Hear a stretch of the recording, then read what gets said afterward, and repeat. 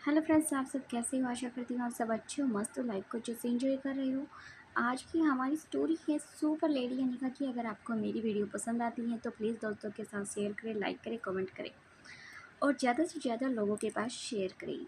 जल्द मिलते हैं कबीले के उस हिस्से में जहाँ छोटी छोटी मिट्टी की झोपड़ियां कतार में बनी हुई थी। लेकिन आज आज कुछ अलग था उन झोपड़ियों में। एक झोपड़ी बाकी सभी झोपड़ियों से थोड़ी सी अलग महसूस हो रही थी। उसकी दीवारें मोटी मिट्टी से लिपी हुई थी, पर दरवाजा बाहर से हल्का सा बंद था। वहीं लकड़ी की मोटी सलाखें अब लगी हुई थी। वहीं झोपड़ी के अंदर हल्की सी दिए की रोशनी टिमटिमा रही थी। उस रोशनी में दो परछाइयां दीवार पर उभरती और मिटती जा रही थी। वे परछाइयां अनिका और रोहित की थी। दोनों कई दिनों के बाद आमने सामने बैठे थे, लेकिन उस पल में जो सन्नाटा था वह किसी शब्द से नहीं ज्यादा भारी था। बाहर से दूर दूर तक ढोल की आवाजें आ रही थी। कबीले के लोग होली का उत्सव पूरी तरह से मना रहे थे। उनके गीत, उनकी हंसी, उनका आग के चारों तरफ नाचना और लोगों का एक दूसरे के लिए गुलाल लगाना, सब कुछ उस झोपड़ी के बाहर चल रहा था। पर उस झोपड़ी के अंदर एक बिल्कुल अलग दुनिया बन चुकी थी। एक ऐसी दुनिया जिसमें सिर्फ दो धड़कने दो धड़कते दिल थे और उन दोनों के सांसें एक दूसरे को छू रही थी। रोहित चुप बैठा था। उसकी आंखों में अनगिनत सवाल थे। रोहित अनिका की आंखों की तरफ देख रहा था और सामने अनिका बैठी थी। वह उसे ऐसे देख रही थी जैसे कोई बरसों से बिछड़ा हुआ इंसान अचानक से सामने आ गया। लेकिन उसी समय झोपड़ी के बाहर अंधेरे में भी दो नजरें लगातार झोपड़ी पर बारी बारी से टिकी हुई थी। वे नजरें बहुत चौकन्ना थी, जैसे कोई पहरा दे रहा हो। अचानक नजरों में हलचल सी महसूस हुई। तभी एक बहुत हल्की सी लेकिन अजीब सी आवाज सुनाई दी। चिक चिर चिक चिर। वह आवाज किसी पक्षी की तरह नहीं थी, लेकिन अनिका ने जैसा ही वह आवाज सुनी उसका चेहरा एकदम से बदल गया था। वह तुरंत समझ गई। उसने रोहित की तरफ देखा, हल्के से उसका हाथ दबा दिया। रोहित ने हैरानी से पूछा, क्या हुआ अनिका? अनिका की आवाज बहुत ही धीमी थी, हमें जल्दी करनी होगी। रोहित भी और भी चौकन्ना हो गया। मतलब क्यों? अनिका ने झोपड़ी के दरवाजे की तरफ देखा और फुसफुसाई, कबीले की होली खत्म होने वाली है। रोहित अब भी कुछ समझा नहीं, लेकिन तभी झोपड़ी की दीवार के एक छोटे से छेद से दो चमकती हुई आंखें दिखाई दी। वे आंखें किसी और की नहीं, बल्कि उनकी अपनी बेटी लतिका की थी।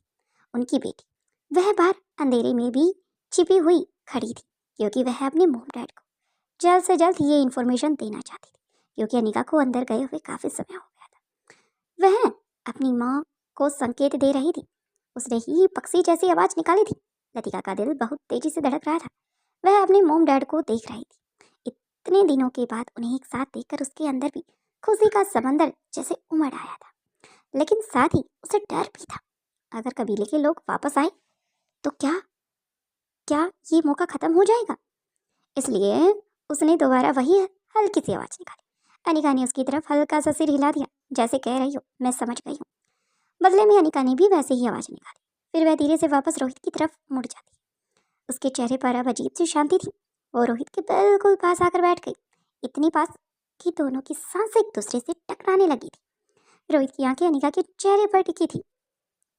उसने धीमे से कहा, तुम सच में हो ना? अनिका ने आंखों में नमी तैर गई थी। वह हल्के से मुस्कुराई। अगर सपना होता तो क्या तुम मुझे ऐसे महसूस कर पाते मिस्टर मारवा? जैसे ही अनिका ने मिस्टर मारवा का रोहित के फेस पर एक मिस्ट्री से प्यारी सी स्माइल आई गई। उसने धीरे से रोहित का हाथ अपने हाथों में ले लिया।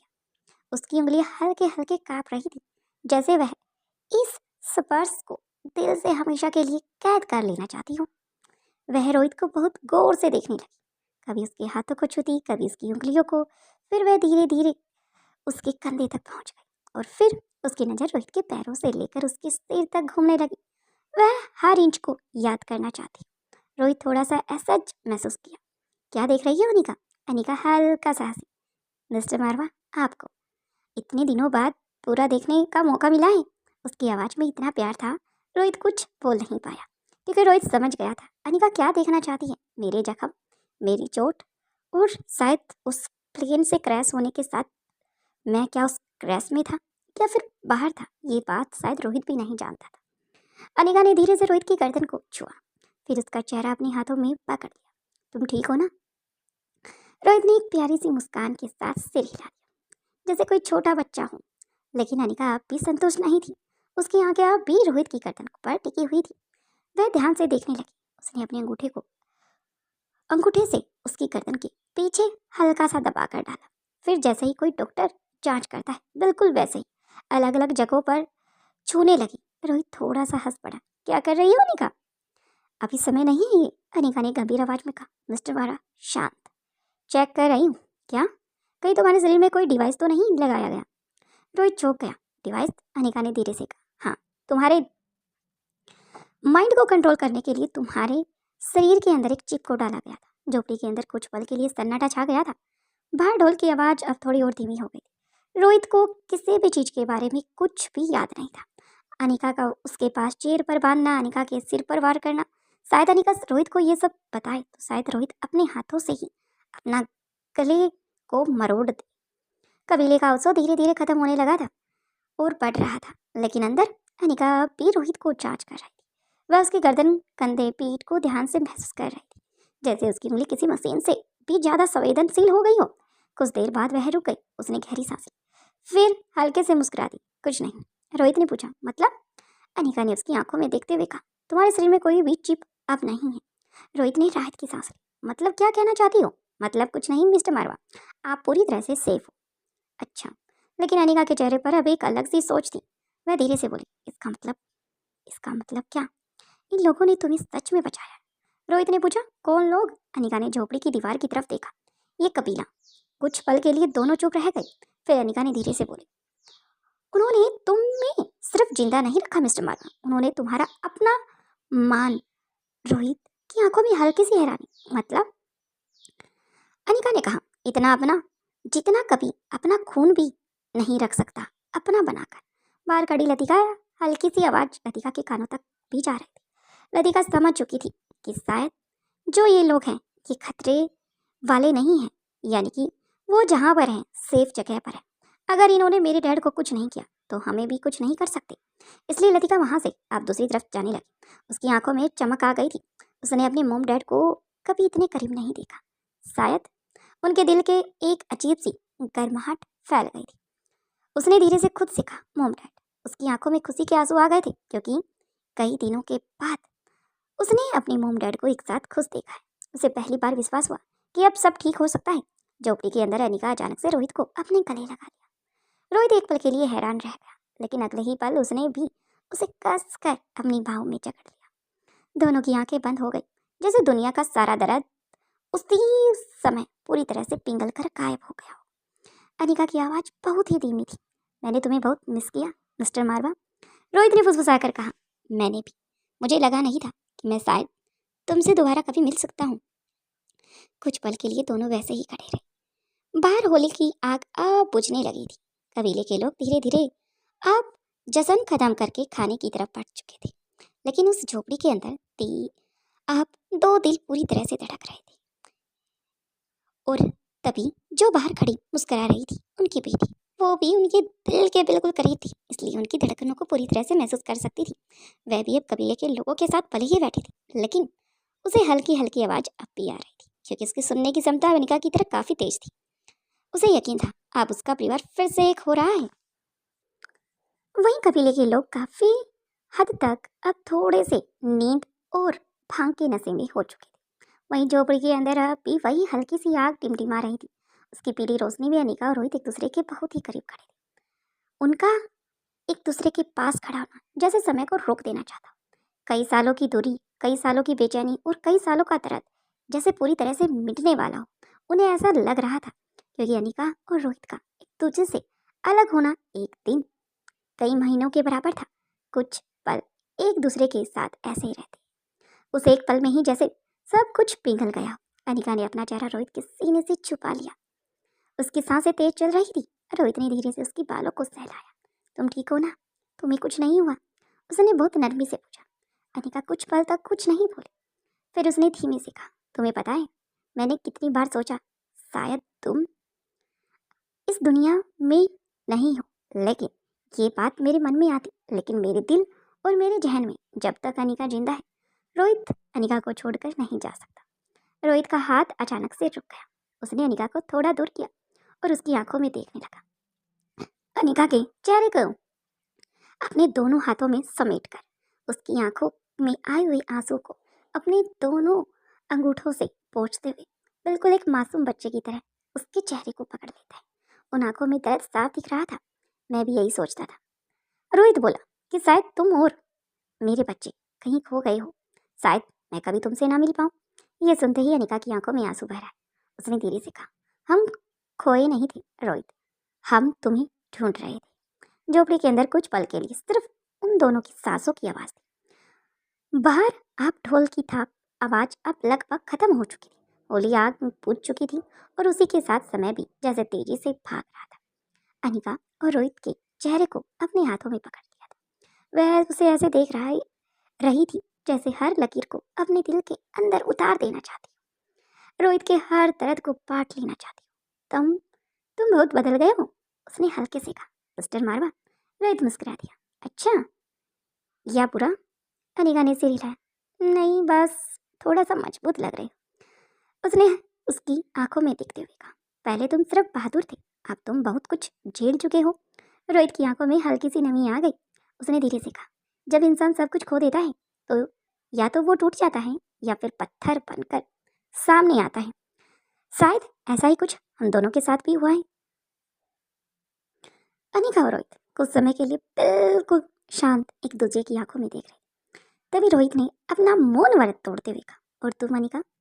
अनिका ने पूछा। रोहित उसके हाथों को पकड़ लिया। मैं नहीं टूटा, क्योंकि मुझे यकीन था कि कहीं ना कहीं तुम हो। अनिका की आंखों में आंसू गिर पड़े। उसने तुरंत उसे फिर से गले लगा लिया। उसकी आवाज़ कांप रही थी। मैं भी जिंदा सिर्फ इसलिए रही क्योंकि मुझे पता था तुम हार नहीं मानोगे और तुम मेरा इंतजार कर रहे होगे। वहीं झोपड़ी के बाहर खड़ी लतिका ये सब हल्का हल्का उसके कानों तक आ रहा था। उसके होठों पर हल्की सी मुस्कान थी। उसने अपने कानों को बंद करने की कोशिश की, लेकिन फिर भी पता नहीं क्यों कबीला पूरी तरह से शांत था। क्योंकि ये कबीला एक ऐसी जगह पर था जहाँ पर पूरी तरह से शांति थी। और शायद रोहित और अनिका की पुतपुराहट भले ही झोपड़ी से बाहर नहीं आ रही थी, लेकिन लतिका के कानों से गुजर रही थी। उसने अपने आंसू पोंछे। उसने धीरे से खुद से कहा, मुझे पता था मोम डैड कभी हार नहीं मानेंगे। लेकिन उसी समय उसे दूर से कुछ आवाज़ें सुनाई दी। कबीले के कुछ लोग वापस लौट रहे थे। लतिका तुरंत चौकन्ना हो गई। उसने जल्दी से झोपड़ी की दीवार के पास आकर फिर से पक्षी जैसी आवाज़ निकाली। चर चर चर चर चर चर चर। झोपड़ी के अंदर अनिका तुरंत समझ गई। उसने रोहित की तरफ देखा। हमें ज़्यादा वक्त नहीं है। रोहित ने सिर हिलाया, लेकिन उसके चेहरे पर अब एक अलग सा भाव था। पूरी तरह से शांति का वह अनिका को देख रहा था, जैसे वह कुछ बहुत जरूरी कहना चाहता। अनिका उसे धीमे से कहा, अगर आज हम यहाँ से ना निकले तो शायद हम उस महासाहब को नहीं पहचान पाएंगे। अनिका ने तुरंत उसके होठों पर हाथ रख लिया। ऐसा मत बोलो रोहित, मैं यही हूँ, इस कबीले के अंदर ही, तुम्हारे आसपास। बस मुझे जानना है आखिर इस कबीले के अंदर हो क्या रहा है, क्योंकि तुम्हारे जख्म देखकर ऐसा लग रहा है शायद बहुत गहरी जानकारी इन लोगों के पास है, जो शायद दवा मेडिकल दुनिया में एक नया नाम, नई पहचान इन लोगों को दिला सकती है। या ये कहा जाए इनकी जड़ी बूटी, इनके जितने भी ये छोटे छोटे टूल्स जो इन्होंने डिवाइस बनाए हैं, ये काफ़ी एडवांस है। इतने एडवांस कि शायद इन लोगों का दिमाग कितना एडवांस होगा। बस यही सोच रही हूँ, शायद ये लोग किसी के गलत हाथों के शिकंजे में अगर आ गए तो बहुत कुछ बुरा हो सकता है, क्योंकि ये अच्छाई के लिए कुछ बना सकते हैं तो बुराई के लिए इतना खतरनाक कुछ बना सकते हैं। अब रोहित अनिका की बातों को बिल्कुल बारीकी से समझ चुका था कि अनिका क्या कहना चाहती है। फिर अनिका की तरफ रोहित देखते हुए कहता है, अनिका, मुझे भी नहीं पता कि आखिर ये लोग मुझे क्यों बचा रहे हैं। अगर ये बुरे हुए, अगर कुछ भी हुआ तो तुम और लतिका बचकर निकल जाना, बाकी का मैं खुद हैंडल कर लूंगा। अनिका की आंखें तुरंत गुस्से से भर आई। तुम पागल हो मिस्टर मारवा? रोहित थोड़ा चौंक गया। अनिका ने उसका कॉलर पकड़ कर लिया। तुम्हें क्या लगता है मैं फिर से तुम्हें छोड़ दूंगी? उसकी आवाज़ कांप रही थी। मैंने तुम्हें एक बार खो दिया था रोहित, दूसरी बार नहीं। रोहित ने धीरे से कहा, लेकिन अगर? अनिका ने उसे बीच में ही रोक दिया। कोई अगर मगर नहीं, उसने उसकी आंखों में देखते हुए कहा। या तो हम तीनों जिंदा बाहर जाएंगे या फिर कोई भी नहीं। झोपड़ी के अंदर एक भारी सन्नाटा छा गया। रोहित कुछ सेकंड तक उसे ही देखता रहा। फिर अचानक वह हल्का सा मुस्कुरा दिया। तुम बिल्कुल नहीं बदली अनिका। अनिका ने वॉइस कोड ली। मतलब अब भी इतनी ही जीती हो? अनिका ने भी हल्की मुस्कान दी। तुम अब भी उतने ही बेवकूफ हो मिस्टर मारवा, पूरे के पूरे टफ्फर। तुम्हें नहीं पता कि आखिर हम किस सिचुएशन में हैं, कौन लोग हैं, आखिर कितने साथी हैं, ये अपने हैं या पराए, इस बारे में भी नहीं पता। लेकिन मुझे माँ साहब कौन है इसके बारे में जानकारी जरूर इकट्ठा करनी होगी। कहीं वो दमयंती तो नहीं इतना कहना ही था, रोहित अनिका को चुप रहने का इशारा करता है, मानो उससे भी एहसास हो रहा है कोई दरवाजे की तरफ बढ़ रहा है। दोनों कुछ पल के लिए हंस पड़े। वह हंसी छोटी थी, लेकिन उसमें बहुत सारा प्यार छिपा था। बाहर खड़ी लतिका इस सब कुछ महसूस नहीं, बल्कि अपने दिल और दिमाग में अपने मॉम डैड के प्यार की छाप डाल चुकी थी। उसने अपने दिल पर हाथ रखा। पहली बार महसूस हो रहा था कि उसका परिवार सच में एक साथ है। उसका परिवार लोगों से काफ़ी अलग है, इसलिए तो शायद उनके इतने दुश्मन हैं। उसे लगा उसके अंदर कोई खाली जगह अब पूरी तरह से भर चुकी है। लेकिन तभी दूर से मसालों की रोशनी दिखाई देने लगी। कबीले के लोग अब वापस रोहित की तरफ बढ़ रहे थे। लतिका का दिल तेजी से धड़कने लगा। वह तुरंत झोपड़ी के पास आई और धीरे से फुसफुसाई, मोम। झोपड़ी के अंदर अनिका तुरंत दरवाजे के पास आ गई। क्या हुआ? लतिका ने धीमे से कहा। वे लोग आ रहे हैं, बहुत जल्दी। अनिका ने तुरंत रोहित की तरफ देखा। दोनों की आंखों में एक ही सवाल था, अब क्या करें? कुछ सेकंड तक कोई कुछ नहीं बोला। फिर रोहित ने गहरी सांस ली। शायद हमें उन पर भरोसा करना होगा। अनिका चौंक गई। क्या? रोहित ने कहा। इस कबीले में मेरी जान बचाई है तो शायद वो हमारे दुश्मन नहीं है। अनिका अनिका कुछ पल सोचती रही, फिर उसने धीरे से कहा, लेकिन अगर वे हमें जाने नहीं देना चाहते तो? रोहित ने जवाब दिया, तो हम उन्हें सच बता देंगे। अनिका ने हैरानी से पूछा, सच? रोहित ने सिर हिलाया। कि हम कौन हैं और हमें किससे लड़ना है। झोपड़ी के बाहर लतिका सब सुन रही थी। उसने धीरे से कहा, मोम, मुझे लगता है डैड सही कह रहे हैं। अनिका ने बाहर झाँककर अपनी बेटी को देखा। उसकी आंखों में विश्वास था, वह विश्वास जो शायद सिर्फ एक बेटी को अपने मॉम डैड पर होता है। अनिका ने गहरी सांस ली, फिर उसने रोहित की तरफ देखा। ठीक है, हम साथ में सच का सामना करेंगे। रोहित ने उसका हाथ पकड़ लिया। उसने मुस्कुरा कर कहा, हमेशा की तरह। बाहर मसालों की रोशनी अब बहुत पास आ चुकी थी। कबीले के लोग झोपड़ी की तरफ अब आगे की तरफ बढ़ चुके थे। लतिका ने धीरे से छिप गई। झोपड़ी के अंदर अनिका और रोहित एक दूसरे का हाथ थामे थे। उसकी आंखों में अब डर नहीं था, सिर्फ एक विश्वास था। वो चाहे जो भी हो, वे अब फिर कभी अलग नहीं होंगे। और उसी पर झोपड़ी के बाहर से भारी कदमों की आवाज आई। किसी ने दरवाजे की लकड़ी की सलाखी को पकड़ लिया और धीरे से दरवाजा खोलने लगा। बाकी का नेक्स्ट एपिसोड में देखते हैं। वीडियो पसंद आए तो लाइक करें, शेयर करें, कमेंट करें। Thank you. की तरफ अमेजोन जंगल में स्वाति ने अपना काम कर दिया था। वहीं भूमिका घुटनों के बल बैठकर जमीन पर रो रही थी। उसकी आंखों में से लगातार आंसू बह रहे थे। भूमिका बार बार रोहित को याद कर रही थी। उसका चेहरा आंसुओं से भीगा हुआ था और उसकी सांसें टूट टूट कर बाहर आ रही थी। उसकी आंखें बार बार उसी सूटकेस की तरफ चली जा रही थी। वहीं बड़ी मुश्किल से कौटिल्या ने और छठी इंद्री ने उसे संभाल कर रखा था, जिसे रोहित की बॉडी पैक थी। हर बार जब वह सूटकेस को देखती तो उसके अंदर जैसे कोई तूफान उठ जाता। वह रोते हुए बार बार एक ही बात रिपीट कर रही थी, भैया उठ जाओ ना। उसकी आवाज़ इतनी टूट चुकी थी कि शब्द साफ नहीं निकल रहे थे, लेकिन उसके दर्द को समझने के लिए शब्दों की जरूरत नहीं थी। उसके पास खड़े कौटिल्या अर्जुन सिंह उसे संभालने की कोशिश फिर से करने लगे। वहीं कौटिल्या ने उसके कंधे पर हाथ रखा। भूमिका खुद को संभालो। लेकिन भूमिका जैसे कुछ न सुन पा रही हो। उसकी नजरें बस सूटकेस पर जमी हुई थी। वह अचानक खड़ी हुई, सूटकेस की तरफ फिर से बढ़ चली। मुझे देखने दो, मुझे भैया को फिर से देखने दो। अर्जुन सिंह ने तुरंत उसका हाथ पकड़ लिया। नहीं भूमिका, उसकी आवाज़ भारी हो चुकी थी, तुम अभी उस हाल में नहीं हो। लेकिन भूमिका जैसे ही सूटकेस को तरफ देखने लगी, वह रोते हुए जमीन पर बिल्कुल पूरी तरह से बेहोश हो गई, क्योंकि उसकी सिसकियां भी सुनाई दे रही थी। उसकी आवाज़ पूरे जंगल में गूंज रही थी। वहीं ये सब नज़ारा देखकर स्वाति के गले में जैसे सांसें ही अटक गई थी, क्योंकि भूमिका की ऐसी हालत वो देख रही है। शायद अगर रोहित के साथ ये इंसिडेंट होता तो शायद अनिका की भी। इतना सोचकर अब स्वाति आगे बढ़ गई और हल्के से एक हाथों में छोटी सी सुई लेकर आप वह भूमिका के हाथों पर चुभा देती है, मानो पूरी तरह से उसके दिमाग को शांत करना चाहती हूँ। यह मौजूद हर इंसान का दिल टूट चुका था। थोड़ी दूर पर चिराग मेहता भी पत्थर पर बैठा हुआ था। उसका सिर नीचे झुका हुआ था। उसकी आंखें लाल हो चुकी थी। उसने अपने दोनों हाथों को चेहरे पर ढक रखा था। वह लगातार खुद को संभालने की कोशिश कर रहा था, लेकिन हर बार जब उसकी नजरें सूटकेस पर जाती तो उसका दिल टूट जाता। रोहित सिर्फ उसका साथी, उसका सर नहीं था, वह शायद उससे कहीं ज़्यादा था। वहीं इंस्पेक्टर पास लक्ष्य उसे संभालने की पूरी कोशिश कर रहे थे। चिराग ने सिर उठाया। उसकी आंखों में आंसू बह रहे थे। हम उसे बचा सकते थे। उसकी आवाज़ कांप रही थी। इंस्पेक्टर पास से गहरी सांस ली। हमने पूरी कोशिश की। चिराग ने सिर हिलाया, लेकिन उसके चेहरे पर पछतावा साफ दिखाई दे रहा था। उसी समय थोड़ी दूर खड़ी स्वाति साहब कुछ फिर देखने लग चुकी थी। उसका चेहरा शांत था, लेकिन उसकी आंखों में बहुत गहरी सोच चल रही थी। वह बाकी लोगों की तरह टूटी नहीं थी। उसे खुद को मजबूत रखना था, क्योंकि उसकी चाल अभी खत्म नहीं हुई थी। उसने जैकेट के अंदर का छोटा सा डिवाइस लगा हुआ था। उस डिवाइस के जरिए वह सब कुछ दिखा रहा था। मास्टरमाइंड देखना चाहता था कि जंगल के ऊपर छोटे छोटे ड्रोन उड़ रहे हैं और वो इतने छोटे थे कि नंगी आंखों से देख पाना संभव था, इसलिए वो सभी की आंखों से ओझल थी। लेकिन उन कैमरे में चीजें रिकॉर्ड हो रही थी, आंसू, हर दर्द, हर हरकत। स्वाति जानती थी मास्टरमाइंड सब देख रहा है, वह यही तो चाहती थी। इसलिए स्वाति ने खुद को पूरी तरह से कंट्रोल कर रखा था। उसके चेहरे पर दुख था और दुश्मन देखना चाहता था, क्योंकि उसे नहीं पता था कि मास्क के पीछे कौन है। क्योंकि अब भी स्वाति ने अपना मास्क लगाया हुआ था, जैसे किंग के आदमियों ने लगाया हुआ था। उसी समय उसके कानों में लगा छोटा सा ईयरबड हल्का सा बीप करने लगा। स्वाति ने हल्की सी आंखें बंद की और मन ही मन सोचा, अब आखिरी चाल चलने का वक्त आ गया है। उसने धीरे से अपना सिर उठाया और बाकी लोगों की तरफ देखा। उसकी नज़र पल भर के लिए उस सूटकेस पर ही रुकी हुई थी। सूटकेस जिसमें सबको लगा था कि रोहित की डेड बॉडी है, लेकिन सच्चाई सिर्फ स्वाति ही जानती थी। शायद कहीं दूर बैठा मास्टरमाइंड इन सब से अपरिचित था। उधर अर्जुन सिंह ने सबको इकट्ठा किया। उसकी आवाज़ भारी थी लेकिन मजबूती भी थी। सुनो सब लोग। सबकी नजरें उसकी तरफ उठ गई। अर्जुन सिंह ने गहरी सांस ली। जो हो चुका है उसे हम बदल नहीं सकते। कुछ पल के लिए जंगल में सन्नाटा हो गया।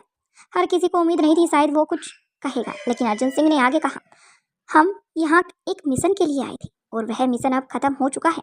उसने सूटकेस की तरफ देखकर उसकी आंखों में दर्द साफ दिखाई दे रहा था। अब हमारा सबसे बड़ा फर्ज है रोहित को उसके घर वापस ले जाना। और ये सुनते ही भूमिका फिर से रो पड़ी, लेकिन कौटिल्य उसे संभाला। भूमिका, हिम्मत रखो। लेकिन भूमिका की हालत इतनी खराब हो चुकी थी, वह बार बार पूरी तरह से बेहोश होती जा रही थी। हर बार जब उसे होश आता तो वह बस एक ही नाम लेती, भैया। कौटिल्य और अर्जुन सिंह ने उसके दोनों हाथ पकड़कर उसे आगे की तरफ चलना स्टार्ट किया, जैसे उसे चलाया जा रहा हो। वहीं दूसरी तरफ चिराग मेहता भी मुश्किल से खुद को संभाल पा रहे थे। उसे पता था आगे क्या करना है। इंस्पेक्टर पास आकर लक्ष्य उसे सहारा देकर आगे के लिए बोलते हैं। जंगल के बीच एक लंबी कतार धीरे धीरे आगे बढ़ चुकी थी। सबके चेहरे पर थकान, दुख साफ दिखाई दे रहा था। दो जवानों ने उस सूटकेस को अपने कंधों पर उठा लिया। वह सूटकेस बहुत भारी लग रहा था, लेकिन उससे भी ज्यादा भारी वह दर्द था जो हर किसी के दिल में था। आसमान में बादल और गहरे हो गए थे। हल्की बारिश स्टार्ट हो चुकी थी। बारिश की बूंदें पेड़ों के पत्तों से टकराकर जमीन पर गिर रही थी। जंगल जैसे रो रहा था। कई घंटे चलने के बाद आखिरकार लोग जंगल के एग्जिट तक पहुंच गए। वहां पहले से ही जेट तैयार थे, यानी कि चोपर। उनकी चमकती लाइटें अंधेरे में दूर से दिखाई दे रही थी। सब लोग धीरे धीरे अपनी चोपर की तरफ बढ़ने लगे। भूमिका की हालत अब खराब हो चुकी थी, लगभग पूरी तरह से बेहोश। कौटिल्य ने अपने हाथों में उठाया और उसे चोपर के अंदर लेटा दिया। उसे धीरे से कहा, दिल्ली। ये सुनकर भूमिका की आंखों फिर से आंसू निकल आए। उधर जवानों ने सूटकेस को बहुत सावधानी से जेट के अंदर रखा और कुछ सेकंड तक सब लोग वहीं खड़े रहे, जैसे कोई इस पल को स्वीकार नहीं कर पा रहा हो। फिर अर्जुन सिंह ने धीरे से कहा, चलो। एक एक करके सब लोग जेट में बैठ चुके थे। इंजन धीरे से गरजने लगा। जेट की लाइटें तेज हो गई थी। कुछ पलों बाद वह जेट जमीन से ऊपर उठने लगा और अमेज़न का जंगल धीरे धीरे नीचे छूटने लगा। जंगल की घनी हरियाली अब सिर्फ एक धुंधली परछाई बनकर रह गई थी। जेट के अंदर हर कोई चुप था। कोई कुछ नहीं बोल रहा था, सिर्फ इंजन की आवाज़ गूंज रही थी। भूमिका सीट पर सिर झुकाकर रो रही थी। चिराग खिड़की के बाहर देख रहा था। अर्जुन सिंह की आंखें नम थी। स्वाति वह चुपचाप बैठी थी, लेकिन उसके होठों पर बहुत हल्की मुस्कान असामान्य रूप से शांत थी। आसमान में हल्के बादल थे। ठंडी हवा धीरे धीरे शहर की सड़कों पर गुजर रही थी। लेकिन दिल्ली के बीचों बीच फैले विशाल मारवा हाउस के ऊपर उस रात एक भारी सन्नाटा छाया हुआ था। मारवा हाउस कोई साधारण घर नहीं था, यह एक पूरा एस्टेट था। ऊंची सफेद दीवारें, लंबे लंबे लॉन, दूर तक फैले पेड़ और बीच में खड़ा एक विशाल आधुनिक महल, जैसे कोई बहुत बड़ा महल या भवन। इस घर में अक्सर बड़ी बड़ी पार्टियां होती हैं और बिजनेस मीटिंग भी होती रहती हैं, लेकिन दुनिया भर के बड़े लोग आते जाते हैं। लेकिन आज उस घर के हर कोने में सिर्फ दुख भरने वाला था, क्योंकि आज यहाँ लाया जा रहा था रोहित मारवा की डेड बॉडी, जो कि कल की न्यूज़ की सबसे बड़ी हेडलाइट बनने वाली थी। वहीं आसमान से उतरते हुए चोपर रात के करीब 11:30 बज चुके थे। दूर आसमान में एक चमकती हुई रोशनी दिखाई दे रही थी। कुछ सेकंड बाद चोपर इंजन की आवाज़ सुनाई देने लगी। मारवा हाउस के पीछे बने विशाल प्राइवेट रनवे की लाइटें पहले से ही जल चुकी थी। यह रनवे खास तौर पर रोहित प्राइवेट जेट के लिए ही बनाया गया था। सिक्योरिटी टीम ने पूरी तरह से अलर्ट कर दिया गया था। कुछ ही क्षणों में काला चमकदार जेट आसमान से उतरता हुआ रनवे पर आया और धीरे धीरे रुक गया।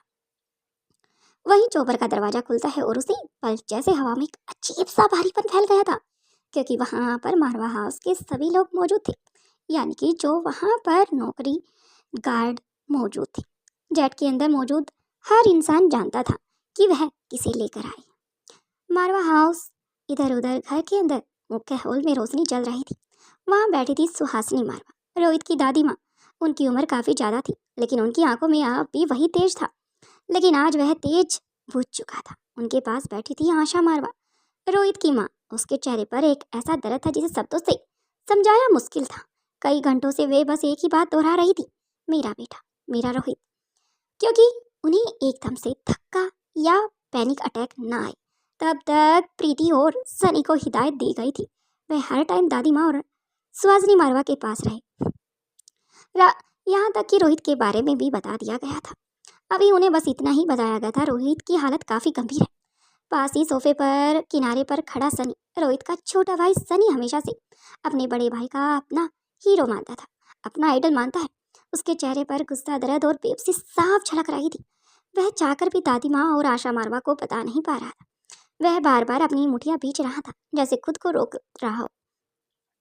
हॉल के दूसरे कोने में प्रीति बैठी थी, अनिका की छोटी बहन। उसकी आंखें लाल हो चुकी थी, वह लगातार रो रही थी। उसके पास बैठी वो अब उसकी आंखों से लगातार आंसुओं की धारा बह रही थी। वहीं आशा और सुहासिनी उन दोनों को चुप कराने का काम कर रही थी। रोहित को कुछ नहीं होगा, हमें पूरा विश्वास है। वहीं स्वाति सबसे पहले आ चुकी थी और मारवा हाउस के नीचे बने हुए गुप्त लैब में बड़ी सी स्क्रीन के सामने खड़ी थी। उसकी आंखों में असाधारण तेज वही था। स्वाति मल्होत्रा अब स्क्रीन पर मारवा हाउस के हर कैमरे फुटेज को देख रही थी। उसकी उंगलियों का कंट्रोल पैनल पर लगातार चल रहा था। स्क्रीन पर कई विंडो खुली हुई थी, जिनमें छोटे छोटे ड्रोन से आने वाले लाइव फीड दिखाई दे रहे थे। स्वाति हल्की सी आवाज में बोली, देख रहे हो ना? उसकी आवाज में एक अजीब सी शांति थी। मैं तुम्हें वही दिखा रही हूँ जो तुम देखना चाहते हो, जिसके लिए तुमने ये सब प्लान किया। वह जानती थी कहीं दूर बैठा मास्टरमाइंड सब देखने वाला है और देख रहा है। उसे यही दिखाना चाहती है।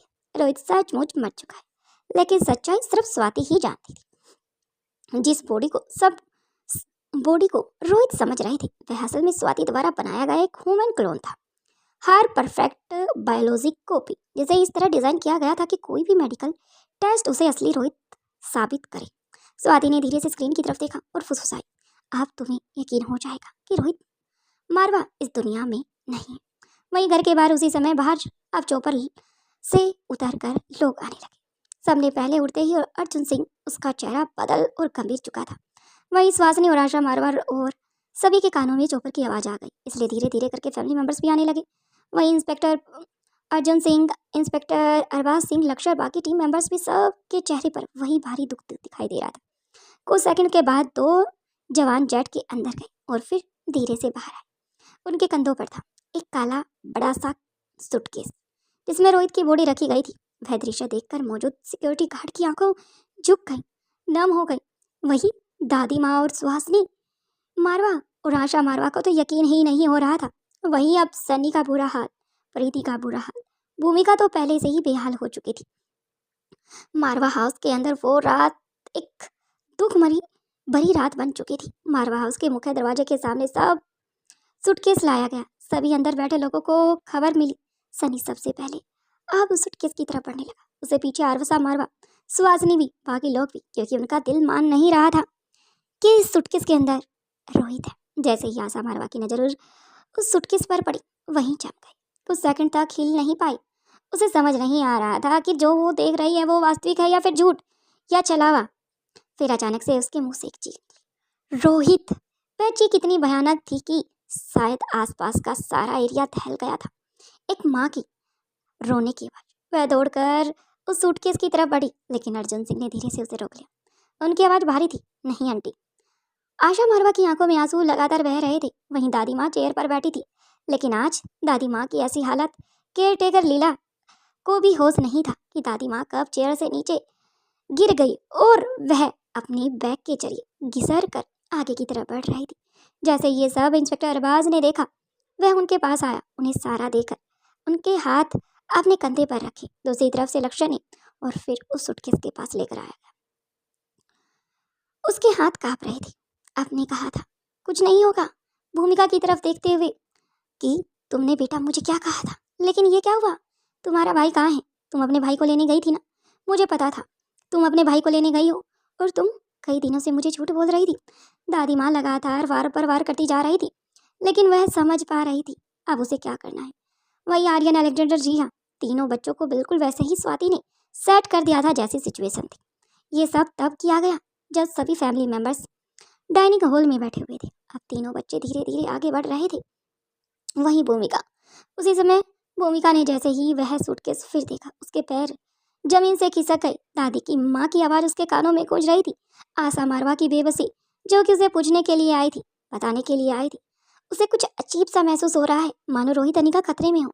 लेकिन उसे पता था, लेकिन उसने उसे कुछ नहीं कहा। उसकी चीख पूरे मारवा हाउस में फिर से गूंज उठी। प्रीति तुरंत उसके पास दौड़ी। भूमिका जोर जोर से रो रही थी, उसके आंसू रुक नहीं रहे थे। मैं क्या करूं? कैसे अनिका को जवाब दूंगी? कैसे उसके बच्चों को जवाब दूंगी? कैसे आशा बुआ को जवाब दूंगी? कैसे दादी माँ को जवाब दूंगी? मुझे समझ नहीं आ रहा प्रीति, मैं अपने मिशन में कैसे ऐसे नाकाम हो सकती हूँ? उन्होंने मेरे भैया को मार दिया। कौन? जो भी है, मुझे नहीं पता। प्रीति खुद को रो रही थी, लेकिन वह भूमिका को चुप कराने की कोशिश कर रही थी, लेकिन वह भूमिका को संभालने की पूरी कोशिश कर रही थी। वहीं थोड़ी दूर पर खड़ी सुहासिनी मारवा ने सब देख लिया। उसकी आंखों से आंसू थे, लेकिन वह बाकी सबकी तरह चीख नहीं रही थी।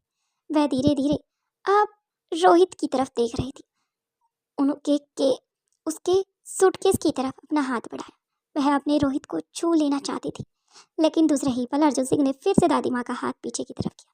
लेकिन इंस्पेक्टर ने अर्जुन सिंह को आगे से हटा दिया, क्योंकि वह जानती थी दादी माँ रोहित से कितना प्यार करती है। वह जी भर कर देख लेना चाहती थी। आज लगातार दादी माँ की आंखों से आंसू बह रहे थे। आज से पहले जब रोहित छोटा सा था, तब से लेकर आज तक दादी माँ ने ही तो उसका ख्याल रखा था। वो सारी चीजें बारीकी से उसे समझ में आ रही थी। मेरा सिर, उसकी आंखों से 2 आंसू गिर पड़े। तो इतना कमजोर नहीं हो सकता। उसकी आवाज में दर्द भी था और गर्व भी था। इतनी आसानी से तुम कैसे मर सकता है? मुझे यकीन नहीं हो रहा। और कहाँ है वो अनिका, जिसने बड़े बड़े वादे किए थे मेरे बेटे को लेकर? उसने कहा था कि वह रोहित को कुछ नहीं होने देगी। क्या वो सब फ्रेब था या दिखावा था? उसकी माँ की तरह, जैसा उसकी माँ ने करण के साथ किया था। क्या आज भी उसने बीच समंदर में मेरे परिवार को छोड़ दिया है? क्या रोहित के बच्चों को छोड़ दिया है? कहाँ है अनिका? जैसे ही अनिका का नाम जुबान पर आता है, सभी के पैरों तले जमीन खिसक गई, क्योंकि रोहित के चलते अनिका को भूल ही गए थे। उन्हें नहीं पता था आखिर अनिका है कहाँ, क्योंकि अनिका की इन्फॉर्मेशन उन्हें अभी तक किसी ने दी ही नहीं। ये सोचने के बाद तो अब भूमिका का और भी बुरा हाल, वहीं प्रीति भी परेशान। वहीं नीचे लैब के अंदर खड़ी स्वाति ये सब स्क्रीन पर देख रही थी। उसकी आंखों में हल्की सी नमी आ गई थी, लेकिन उसने तुरंत खुद को संभाल लिया, क्योंकि ये सब उसके प्लान का हिस्सा था। वह जानती थी अगर मास्टरमाइंड को जरा भी शक हुआ तो रोहित की असली जिंदगी खतरे में पड़ जाएगी। इसलिए उसे साहब को सच्चे दुख जैसा दिखाना था। वही तो वो कर रही थी। और ऊपर मारवा में जो हो रहा था वह इतना असली था कि किसी को शक होने का सवाल ही पैदा ना हो। वहीं धीरे धीरे करके रोहित की बॉडी को घर के अंदर लेकर जाया गया। पूरा मारवा हाउस रोने की आवाज से भर गया था। वहीं अब जैसे ये बात अब गुलेरिया हाउस और परासर बंगले तक भी धीरे धीरे करके पहुंच गई थी। वहीं सभी वहां पर आना स्टार्ट हो गए थे। धीरे धीरे करके रात के समय अब मारवा हाउस में उनके दिल के करीबी सभी लोग इकट्ठा हो गए थे। पूरा मारवा हाउस रोने की आवाज से भर गया था। हर कोई टूट चुका था, लेकिन उसी घर के नीचे छिपी लैब में स्वाति मल्होत्रा की आंखें अब एक अलग ही चमक थी, क्योंकि दुनिया को लग रहा है रोहित मर चुका है, लेकिन सच्चाई अभी जिंदा थी और खेल अभी स्टार्ट हुआ था, वो भी स्वाति के जरिए। वहीं दूसरी तरफ अमेजन के घने जंगल के बीच उस रात कबीले का माहौल धीरे धीरे शांत हो रहा था। कुछ देर पहले ढोल गीत और आग की लपटों से भरा उत्सव अब खत्म होने चुका था। झोपड़ी के बीच में जल रही मसाले अब मंद पड़ने लगी थी और कबीले के लोग धीरे धीरे अब अपने घर की तरफ लौट रहे थे। उसी कबीले के एक झोपड़ी के अंदर रोहित अब भी उसी नीचे बैम्बो के मंचे पर लेटा हुआ था, लेकिन जैसे बाहर से भारी कदमों की आहट आई, अनिका अचानक सतर्क हो गई। उसकी आंखों में एकदम चौकन्ना आ गई। उसने बिना सेकंड गवाए अब रोहित के पास खड़ी थी। शांत रहो। अगले ही पल बिजली की तेजी से अब झोपड़ी की छोटी सी खिड़की के पास कुछ गुजरता हुआ दिखाई दिया। वहीं रोहित समझ गया। वह तुरंत वापस आराम से बैठ गया। उसने अपनी आंखें आधी बंद कर ली। उसका शरीर बिल्कुल ढीला हो चुका था, क्योंकि अनिका उसकी आंखों में देखकर उसे समझा चुकी थी कि उसे अभी यहाँ रहना नहीं है, क्योंकि अभी उसे जाना है, क्योंकि अभी उस खिड़की के साथ कोई और नहीं बल्कि अनिका ही गई थी। अगले ही पल बिजली की तेजी से उठी और झोपड़ी की छोटी सी खिड़की के पास जाकर आराम से बैठ गई। उसकी चाल इतनी तेज थी कि शायद स्टिक थी। अगर कोई ध्यान दे भी सकता तो शायद उसे पता नहीं चलता कि कोई वहां पर छिपा है या गया है। अब रोहित भी समझ गया था। वह तुरंत वापस उसी पोजीशन में लेट गया। उसका शरीर बिल्कुल ढीला पड़ चुका था, मानो अब भी वह घायल और बेहोशी हालत में है। कुछ सेकंड बाद झोपड़ी के दरवाजा धीरे से खुला। मसाल की रोशनी अंदर आई और उसके साथ अंदर आया कबीले का सरदार। उसके पीछे दो और आदमी भी थे। आज जिन औरतों की रोहित के पास तैनात करना था, आज वो आई थी। झोपड़ी के अंदर वही माहौल था जो लोग छोड़कर गए थे। रोहित वैसा ही पड़ा था, खामोश, कमजोर और घायल, लेकिन उसकी आंख खुली आंखें सब देख रही थी। सरदार धीरे से उसके पास आया। उसने झुककर रोहित के चेहरे को ध्यान से देखा। फिर उसने धीरे से उसके सिर पर हाथ फेरा। उसके चेहरे पर एक अजीब सी गंभीरता थी। कुछ पल तक वह रोहित को देखता रहा। फिर उसने अपने कपड़ों के अंदर का हाथ डाला और एक छोटा सा धातु का उपकरण निकाला। वह किसी मेडिकल डिवाइस जैसा लग रहा था। उसने वह डिवाइस रोहित के सिर के पास रख दिया। हल्की सी टिक की आवाज आई और अगले ही पल रोहित के सिर के पीछे से एक छोटा सा रोबोटिक माइक्रो डिवाइस बाहर निकल आया। खिड़की के पीछे छिपी अनिका ये सब देखकर हैरान थी। आखिर ये सब क्या था? उसकी आंखें फैल गई। ये समझ नहीं पा रही थी रोहित के सिर में ये डिवाइस कब और कैसे लगाया, क्योंकि जब अनिका ने देखा तो शायद तब तो नहीं था। सरदार ने उस छोटे से रोबोटिक डिवाइस को अपनी हथेली में लिया और ध्यान से देखने लगा। फिर उसने अपने साथ खड़े आदमी से कुछ इशारा किया। उस आदमी ने वह डिवाइस एक छोटे से कंटेनर में रख दिया। सरदार ने एक बार फिर रोहित की तरफ देखा और फिर धीमे से बोला, अब यह सुरक्षित है। वह धीरे से उठकर बाहर चला गया। कुछ सेकंड बाद झोपड़ी का दरवाजा फिर बंद हो गया। अंदर फिर भी सन्नाटा फैल चुका था। वहीं कुछ पल बाद खिड़की के पीछे अनिका बाहर आई। उसके चेहरे पर गहरी सोच थी। तुमने देखा? उसने धीमे से कहा। रोहित धीरे से उठकर बैठ गया। हाँ, उसने गहरी सांस ली। वह डिवाइस शायद वही था जिसे कोई हमें ट्रैक कर रहा हो। अनिका ने सिर हिलाया। नहीं, सरदार को उसके बारे में पहले से पता था या नहीं मुझे नहीं पता। लगता है रोहित वो तुम्हारे बारे में काफी कुछ जानता है। दोनों कुछ पल चुप रहे। फिर अनिका कहा, तुम यहीं रहो, मैं और लतिका पूरे कबीले को देख कर आती हैं। रोहित ने सिर हिला दिया। सावधान रहना अनिका। हल्की मुस्कान के साथ वह अब बाहर चली गई। वहीं दो औरतें जो सरदार के पास थी, क्योंकि रोहित के कमरे में एक अजीब सी खुशबू सरदार ने महसूस कर ली थी, क्योंकि आज से पहले वो खुशबू कभी उसके कमरे में महसूस नहीं हुई।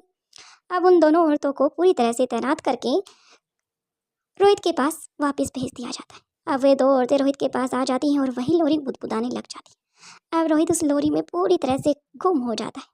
जब वह बेहोशी हालत में उस लोरी को सुनकर आनंद हो रहा था, अब तो रोहित को होश भी आ चुका था। एक एक बोल रोहित के तन बदन को अब छल्ली कर रहा था। रोहित को अब अपनी माँ की भी याद आने लगी थी। वहीं कुछ देर बाद अनिका और लतिका चुपचाप झोपड़ी से बाहर निकलकर रात गहरी हो चुकी थी। ज्यादा कबीले वाले सो चुके थे। मसालों की रोशनी अब बहुत कम हो गई थी। दोनों धीरे धीरे करके एक एक झोपड़ी के पास गुजर रही थी। लतिका की आंखों में उत्सुकता थी, लेकिन जैसे ही उन्होंने पहली झोपड़ी के अंदर झांका, दोनों रुक गई। अंदर जो था उसे देखकर वो दोनों कुछ सेकंड तक बोल ही नहीं पाई। झोपड़ी के अंदर अजीब सी मशीनें रखी थी। वह किसी एनर्जी कन्वर्टर जैसी लग रही थी, लेकिन उसके डिवाइस इतनी एडवांस थे कि उसे देखकर लगता जैसे किसी ने भविष्य की लैब को तैयार कर दिया हो। लतिका ने धीरे से फुसफुसाया, मोम, यहाँ तो बहुत एडवांस टेक्नोलॉजी है। अनिका ने सिर हिलाया। हाँ, वो तो मैंने तुम्हारे डैड के उस छोटी सी झोपड़ी के अंदर देख लिया। दिखने में वह झोपड़ी बहुत ही नॉर्मल है, लेकिन उसके अंदर उस दिए की दीप लो पूरी रात रोहित को अगर कोई कपड़ा भी ना उड़ाया जाए, फिर भी उस दिए की लो के जरिए रोहित के पूरे शरीर को गर्मी मिलती रहेगी। इतने तरीके के साथ इन झोपड़ियों को डिजाइन किया गया है। वह आगे बढ़ी। दूसरी झोपड़ी में कुछ वैसा नहीं था। वहां पर होलोग्राफ स्क्रीन जैसी चीजें थी। कुछ एनर्जी स्टोरेज यूनिट थी और कुछ बायोलॉजिक स्कैनर थे। वहीं अनिका का दिमाग तेजी से काम कर रहा था। ये असंभव है, उसने धीरे से कहा। इन कबीले वालों के पास ऐसी टेक्नोलॉजी कैसे आ सकती है? लतिका भी हैरान थी।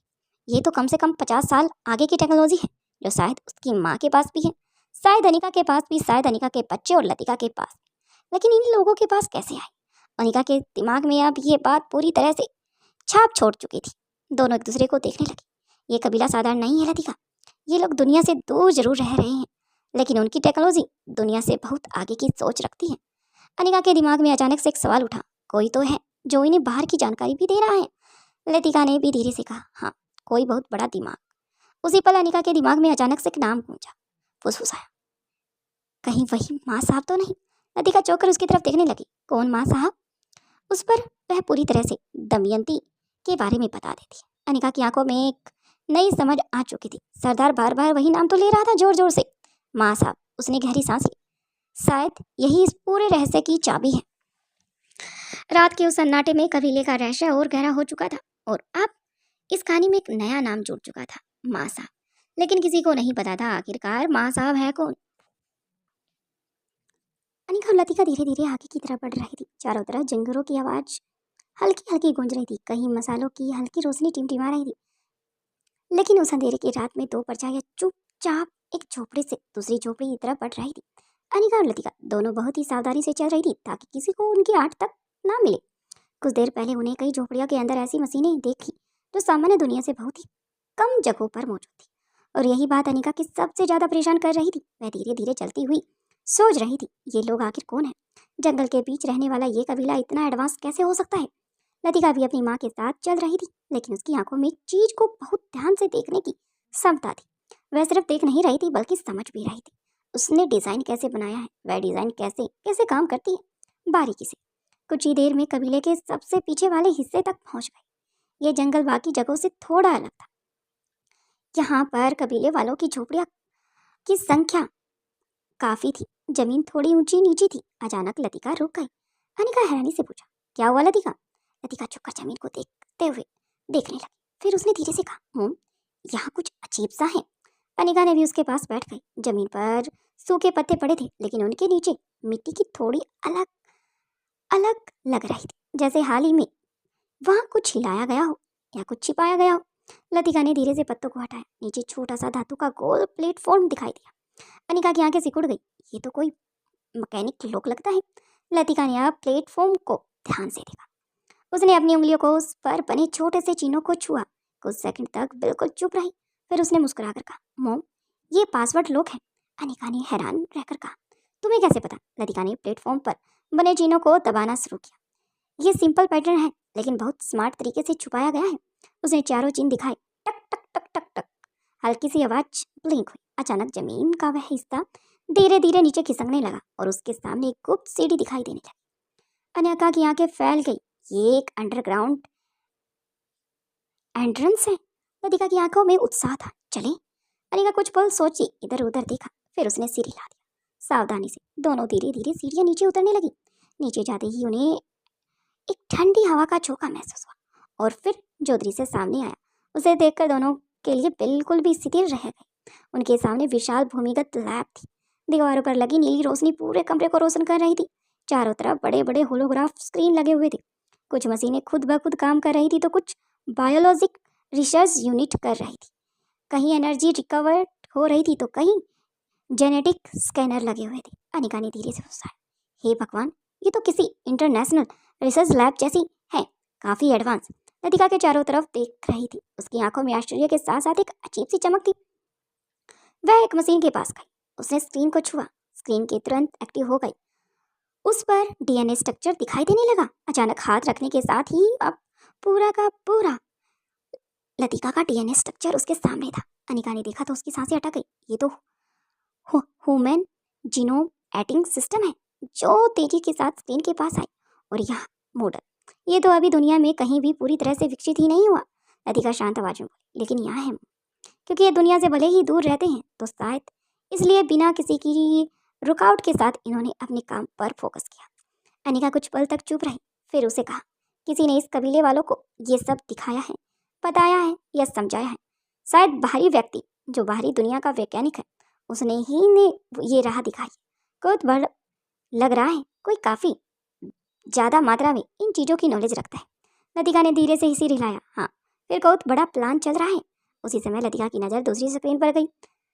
उस पर कुछ डाटा चल रहा था। उसने उसे देखा और स्क्रीन पर एक पुरानी फाइल नाम चमका, प्रोजेक्ट मैन। लतिका ने तुरंत कहा, मॉम, ये देखो। अनिका ने जैसे ही वह नाम देखा उसका चेहरा अचानक से बदल गया। उसकी आंखों में पहचान की चमक आ गई। मन? वह धीरे से बुदबुदाई, मन साहब?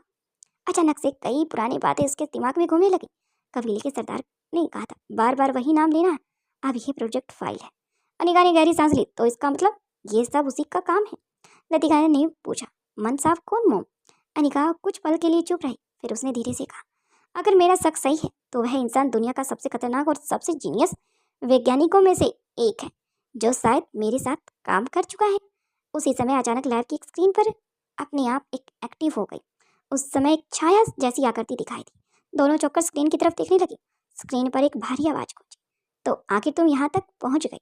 अनिका की आंखें सिकुड़ गई। लतिका ने तुरंत अपनी माँ का हाथ पकड़ लिया, क्योंकि अब किसी को पता चल चुका था कि वो यहाँ पर है। लेकिन ये कोई और नहीं बल्कि उस कबीले का सरदार ही था, जिसने अपनी लैब के लोग, जो कि उसके दिल की धड़कन के पास उसका पेंडुलम है जिसमें चमक आ जाती है, जो भी उस लैब के दरवाजे तक जाता है। अनिका और लतिका तो उसे खोलकर अंदर तक जा चुकी हैं। उसे देखकर लोन में फैल चुकी थी, दर्द को कम नहीं कर पा रही थी। रात कब खत्म हुई और कब शुरू हो गई, सुबह किसी को इस बात का एहसास तक नहीं था। वहां मौजूद किसी भी इंसान को कोई खबर नहीं थी, क्योंकि पूरी रात कोई साया नहीं था। मारवा हाउस के सामने फैले विशाल हरे लॉन में सैकड़ों लोग खामोश बैठे थे, कुछ कुर्सियों पर, कुछ जमीन पर और कुछ सब खड़े होकर दूर तक देख रहे थे। धीरे धीरे संख्या बढ़ती जा रही थी। हर चेहरे पर एक अजीब से भाव शोक था। बीच में सफेद फूलों की घिरा हुआ वह स्थान जहां पर रोहित मारवा की डेड बॉडी रखी गई थी, एक पारदर्शी ग्लास कास्टेक में, जिसे देखकर हर आने वाले की आंखें भर आती, क्योंकि जो इंसान वहां लेटा हुआ था वह सिर्फ एक बेटा या भाई नहीं था, वह दिल्ली का सबसे बड़ा बिजनेसमैन टाइकन ऑफ रोहित मारवा था। वहीं कास्केट के पास बैठी आशा मारवा, उनकी आंखें पूरी तरह से सूज चुकी थी। पूरी रात रोते रोते अब उनकी आवाज़ भी बैठ चुकी थी, लेकिन उनके आंसू रुकने का नाम नहीं ले रहे थे। वह बार बार कास्केट के शीशे पर हाथ रखती और बुदबुदाती, रोहित उठ जाओ बेटा, तुम्हारी माँ बुला रही है। तुम्हारे बच्चों को मैं क्या कहूँगी, तुम्हारी अनिका को कैसे संभालूंगी, मुझे नहीं पता। आखिर तुम्हारे साथ क्या हुआ। मेरी बेटी लौटा, मुझे ऐसे छोड़कर मत जाओ। उनके पास बैठी सुहासिनी मारवा, रोहित की दादी। उनका चेहरा शांत था, लेकिन उनकी आंखों में ऐसा दर्द था जो भीतर तक चीर देता। उन्होंने पूरी रात एक भी आंसू नहीं पोंछा, बस चुपचाप रोहित को देख रही थी, जैसे अपनी आंखों में उनकी आखिरी तस्वीर कैद कर लेना चाहती हो। वही सनी, थोड़ी दूर पर खड़ा सनी, रोहित का छोटा भाई। उसकी आंखें लाल थी, उसके हाथ बार बार मुठियां बनकर, उसके अंदर सिर्फ दुख नहीं, एक गुस्सा था। वह बार बार एक ही बात सोच रहा था, जिसने भी ये किया है उसे मैं जिंदा नहीं छोड़ूंगा। आखिर क्या हुआ मेरे भाई के साथ। वही भूमिका और प्रीति, लोन के एक कोने में भूमिका बैठी थी, तो वहीं दूसरे कोने में प्रीति की भी हालत काफ़ी ख़राब हो चुकी थी। रात भर वे कोई भी बेहोश हो चुकी, कभी भूमिका बेहोश हो जाती तो कभी प्रीति। उसकी आंखें इतनी रो चुकी थी कि अब उसे आंसू भी मुश्किल से निकाले जा रहे थे, लेकिन उसका दिल अब चीख रहा था। उसके पास अब प्रीति आती है। वह खुद को भी रो रही थी, लेकिन बार बार भूमिका को संभालने की कोशिश कर रही थी। भूमिका पानी पी लो, लेकिन भूमिका बस सिर हिला देती। उसकी नज़र बस एक ही जगह टिकी थी, अपने भाई के चेहरे पर। वहीं अब धीरे धीरे करके खबर पूरे दिल्ली के साथ साथ आसपास के स्टेट में भी पहुंच चुकी थी, जहां पर रोहित को जो लोग जानते थे, क्योंकि रोहित का नाम बिजनेस की दुनिया में एक तहलका था। उधर सुबह होते ही खबर पूरी दिल्ली में अब आग की तरह फैल चुकी थी। हर न्यूज़ चैनल, हर सोशल मीडिया, हर प्लेटफॉर्म बस एक ही खबर दिखाई जा रही थी, दिल्ली के सबसे बड़े बिजनेसमैन टाइकन ऑफ रोहित मारवा का मौत हो चुकी है। लोगों को विश्वास नहीं हो रहा था, बार बार अलग अलग चैनल को बदल कर देख रहे थे, लेकिन हर न्यूज़ चैनल पर एक ही खबर पूरी तरह से सनसनी फैली हुई थी, क्योंकि रोहित मारवा सिर्फ एक बिजनेसमैन नहीं था, वह एक ऐसा इंसान था जो लोगों से प्यार भी करता था और उनका साथ भी देता था। वहीं सुबह की किरणें अब धीरे धीरे करनी निकलनी स्टार्ट हो जाती है। ये बात भला गुलेरिया और प्राजर और के साथ मल्होत्रा हाउस तक भला कैसे रुक सकती थी। मारवा हाउस के गेट के सामने एक एक करके गाड़ियां आना शुरू हो गई। सबसे पहले गुलेरिया परिवार से कार उतरी, इसमें श्रेया, राजलक्ष्मी और नंदिनी, तीनों ही चेहरे पर गहरा दुख छाया हुआ था।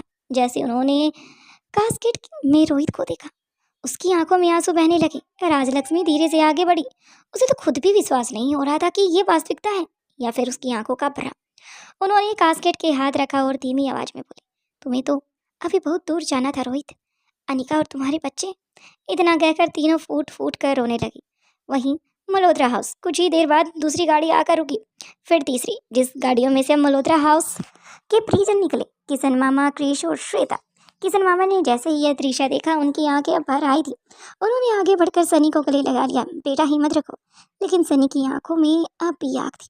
रोहित को देखा, दादी माँ और आशा मारवा सभी को शांत करने की कोशिश की, लेकिन वो उनको शांत कैसे करती, क्योंकि उनकी आंखों से तो आप आंसुओं की धारा बह निकल रही थी। वहीं अब श्वेता को अनिका के तीनों बच्चे और अनिका की फिक्र होने लगी बार बार। वहीं अनिका एक कॉर्नर में खड़ी थी अपने तीनों बच्चों के साथ।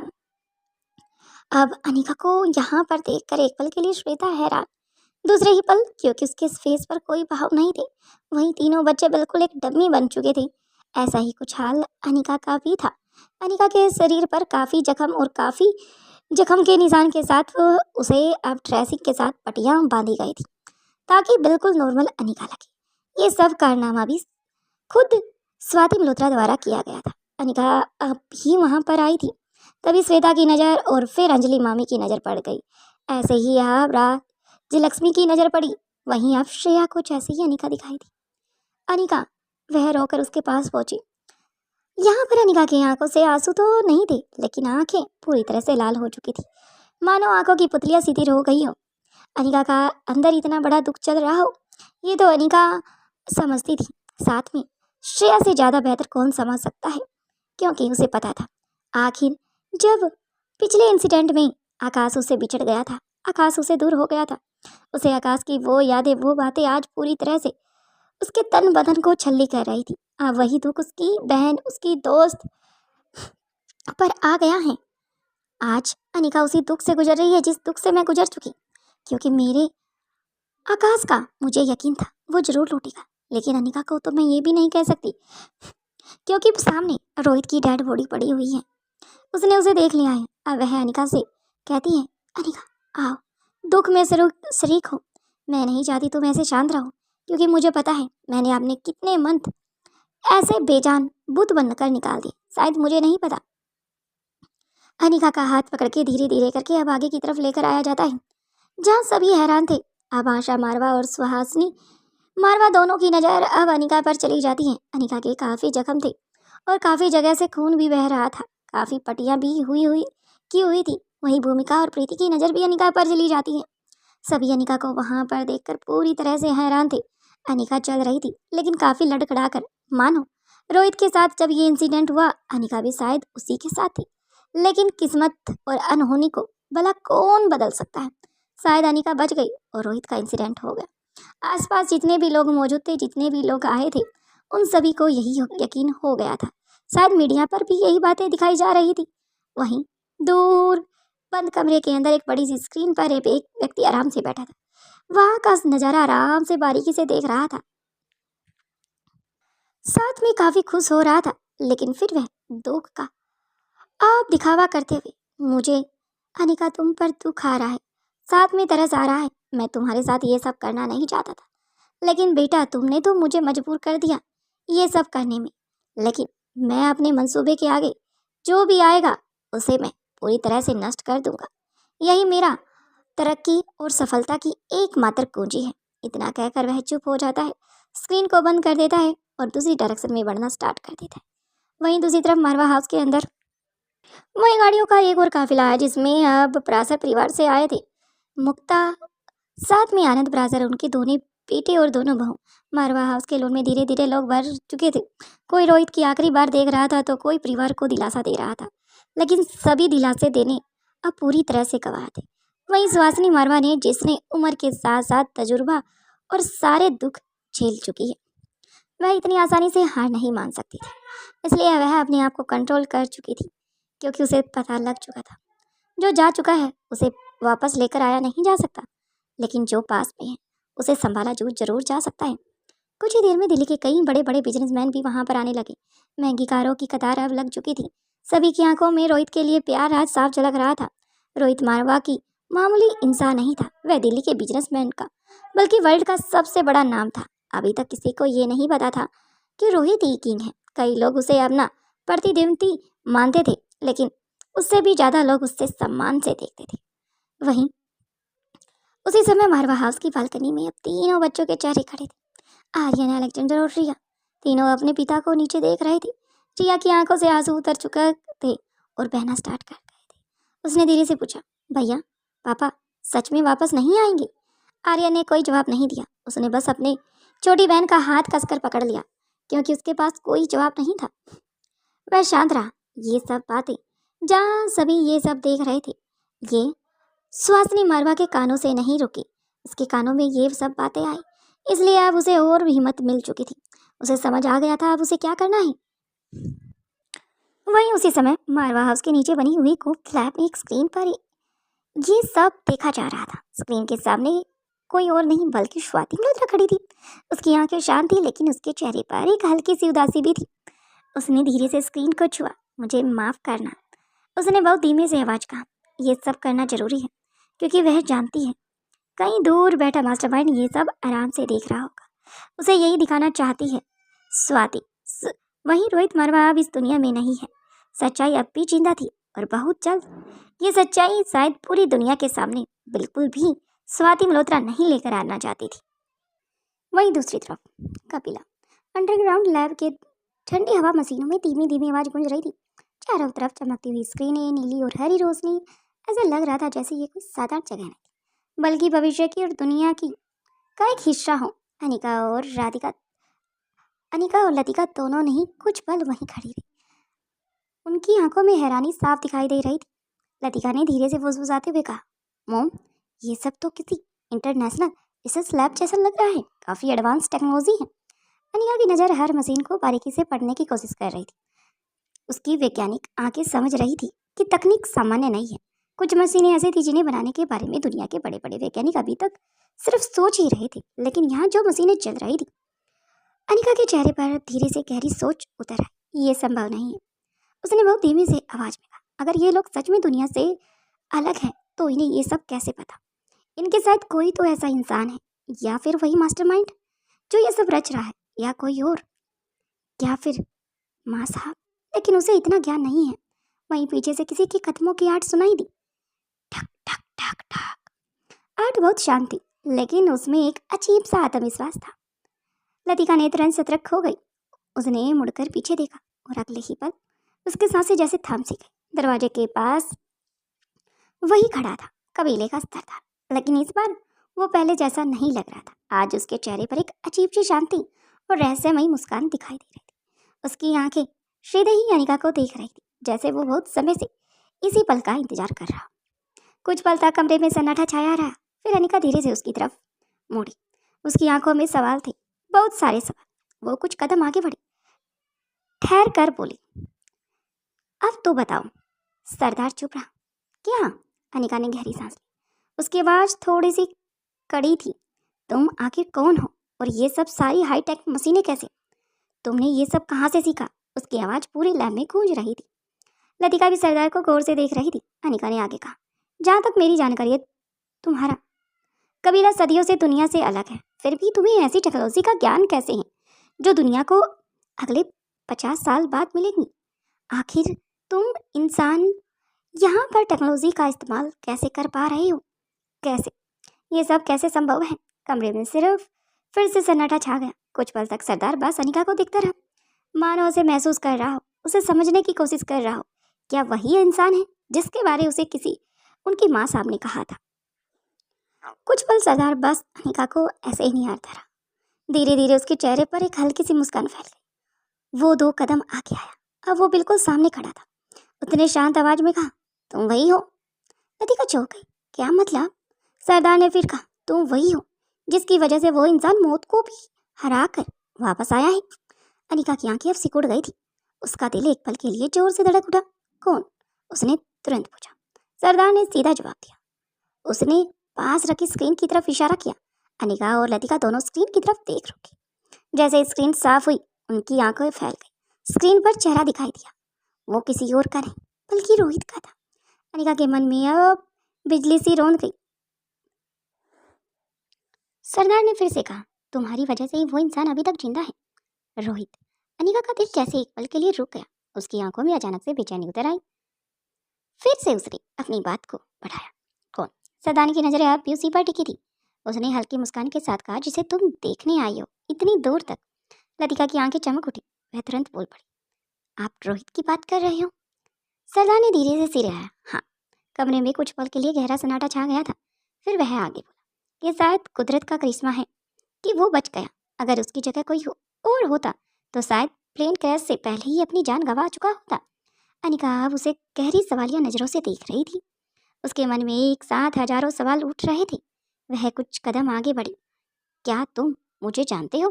सरदार कुछ पल चुप रहा। उसकी आंखों में हल्का सा दमन दिखाई दिया।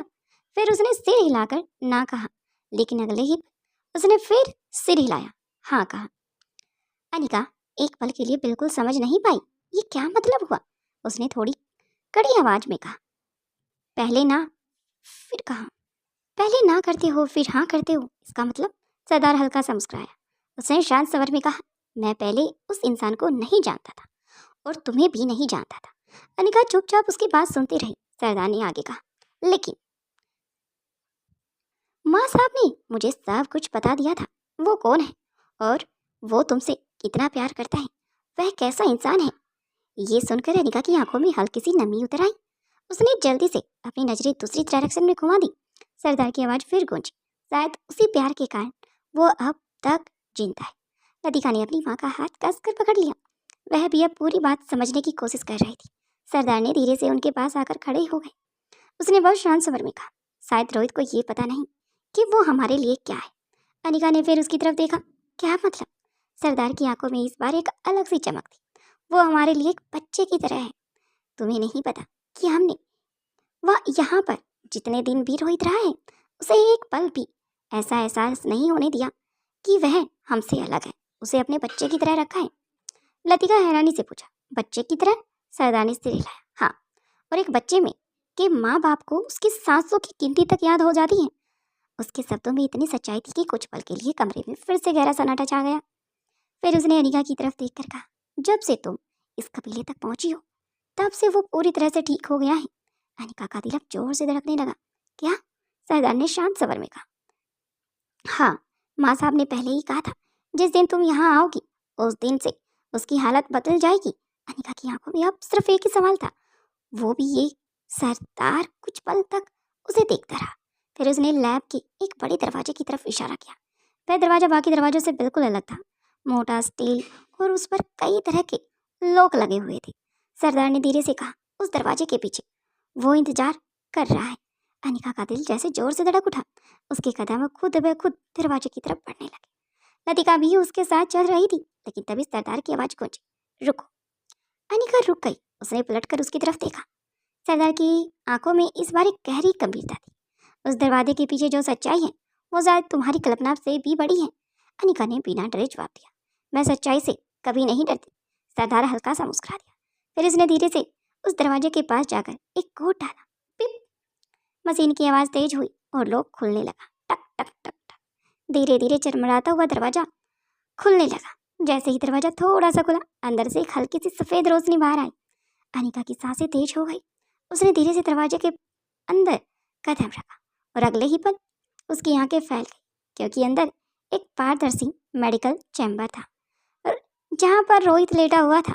अब अनिका उस झोपड़ी के अंदर पहुंच चुकी थी जिसके अंदर रोहित मौजूद था, लेकिन गहरी बेहोशी के साथ, क्योंकि वो सब नाटक कर रहा था। उसे लगा कि शायद फिर से अनिका उसके पास खिड़की से कूद कर आ गई है, या सरदार कह लो। अनिका की आंखों में अचानक से आंसू बह निकले।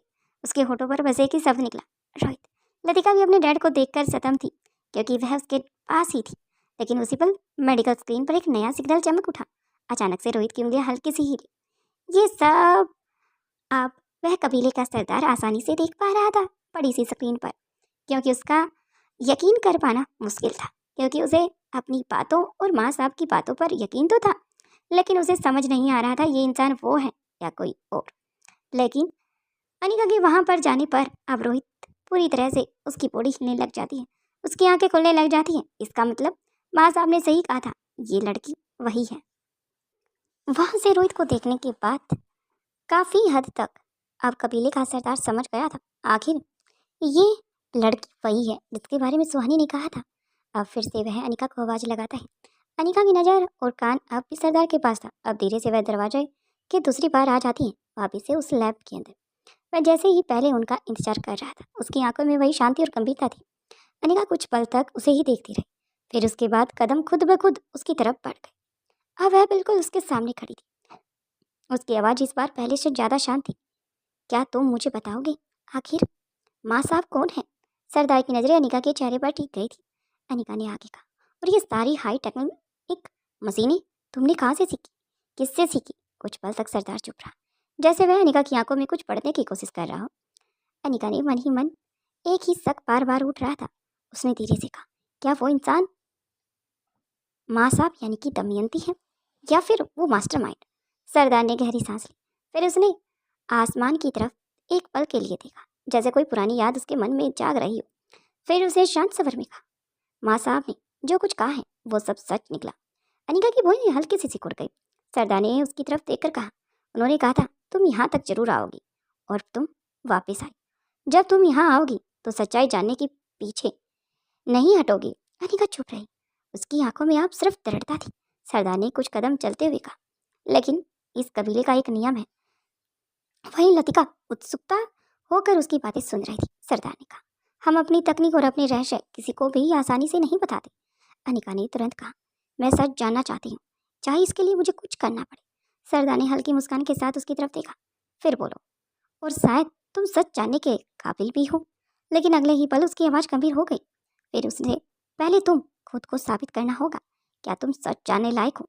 क्या हमारी बातों को गोपनीयता के साथ रख सकती हो, या हमारे कबीले से बाहर जाकर बातों को उजागर कर सकती हो? ये सब हम नहीं चाहते कोई हमारे कबीले में से हमें देखकर हमारे बारे में जानकर बाहर जाए और फिर वही टेक्नोलॉजी बाहर इस्तेमाल करे जो दुनिया के लिए खतरा पैदा हो सकती है। अनिका ने बिना झिझके पूछा, कैसे? सरदार ने कुछ पल तक उसे देखा, फिर धीरे से बोला, मैं तुम्हारे सामने 3 कार्य रखूंगा, 3 परीक्षाएं यानी कि। लतिका की आंखें चमक गई। सरदार ने आगे कहा, अगर तुम उन्हें पूरी तरह से पार कर लेती हो तो मैं तुम्हें इस कबीले की तकनीक का राज बता दूंगा, साथ में माँ साहब की सच्चाई भी। अनिका के दिल की धड़कनें अब थोड़ी सी तेज हो गई, लेकिन उसके चेहरे पर अब डर नहीं था, सिर्फ दृढ़ता और निश्चय थी। उसने शांत स्वर में कहा, मैं पूरी तरह से तैयार हूँ। सरदार ने हल्की मुस्कान के साथ सिर हिलाया, मुझे पता था। फिर उसने अपनी उंगलियां से दूर पहाड़ की तरफ कुछ इशारा किया, पहली परीक्षा वहां होगी, आज रात शुरू होगी। अनिका लतिका दोनों उस दिशा की तरफ देखने लगी। वहां घना जंगल था और उसके बीच एक पुराना पत्थरों का रास्ता था। सरदार की आवाज़ फिर गूंजी, उस रास्ते के अंत में एक जगह है जिसे हम ज्ञान की गुफा कहते हैं। अनिका ध्यान से सुन रही थी। सरदार ने कहा, वहां तुम्हें एक ऐसी चीज मिलेगी जो तुम्हारी बुद्धि, धैर्य और साहस तीनों की परीक्षा लेगी। लतिका उत्साहित होकर बोली, और अगर माँ जीत गई तो? सरदार की आंखें चमक आई, तो शायद दुनिया की सबसे बड़ी सच्चाई तुम्हारे सामने होगी। अनिका ने बिना पल सोचे कहा, मैं परीक्षा के लिए तैयार हूँ। तभी सरदार ने कहा, नहीं, इसके बाद तुम्हारी 2 परीक्षा और होंगी, क्योंकि टोटल 3 परीक्षा हैं। पहली परीक्षा पास होने के बाद तुम्हें दूसरी परीक्षा के बारे में जानकारी दी जाएगी, दूसरी परीक्षा होने के बाद तीसरी जानकारी दी जाएगी, 3 परीक्षा होने के बाद चौथी जानकारी दी जाएगी, जो तुम। लेकिन अलग के ऊंचे पेड़ों के बीच जहाँ सूरज की आखिरी किरणें छन कर जमीन पर गिर रही थी, क्योंकि जंगल में उस कबीले में भी समय से पहले अंधेरा ही रहता है। अनिका आप भी उसी अंडरग्राउंड लैब में ही पास खड़ी थी जहाँ कुछ समय पहले उसने रोहित की मेडिकल चैम्बर में देखा था। उसका दिल अजीब शांति से बेचैन था। वहीं कबीले के सरदार की वो आखिरी बातें अनिका के दिमाग में अब पूरी तरह घर बना चुकी थी। लेकिन ये सच था कि पूरी कहानी के पीछे अब भी बहुत बड़ा रहस्य छिपा हुआ था। वहीं लतिका अब पास खड़ी थी, मशीनों की बड़ी दिलचस्पी से देख रही थी। लतिका ने अचानक कहा, ये मशीनें बहुत अजीब है ना? हल्की मुस्कान के साथ अनिका ने कहा, अजीब तो है, एडवांस भी है, इसलिए तो इनको जानने के लिए मुझे 3 पड़ाव को पार करना होगा। लतिका ने अपनी मुंह की तरफ देखा। अनिका ने वहीं हल्की सी सिकुड़ ली। जहाँ एक तरफ लतिका की आंखों में अब उत्साह और जिज्ञासा थी, माँ हम सच में वो गुफा देख जाएंगे? लेकिन बदले में अनिका उसकी तरफ देखती, नहीं तुम नहीं, सिर्फ मैं।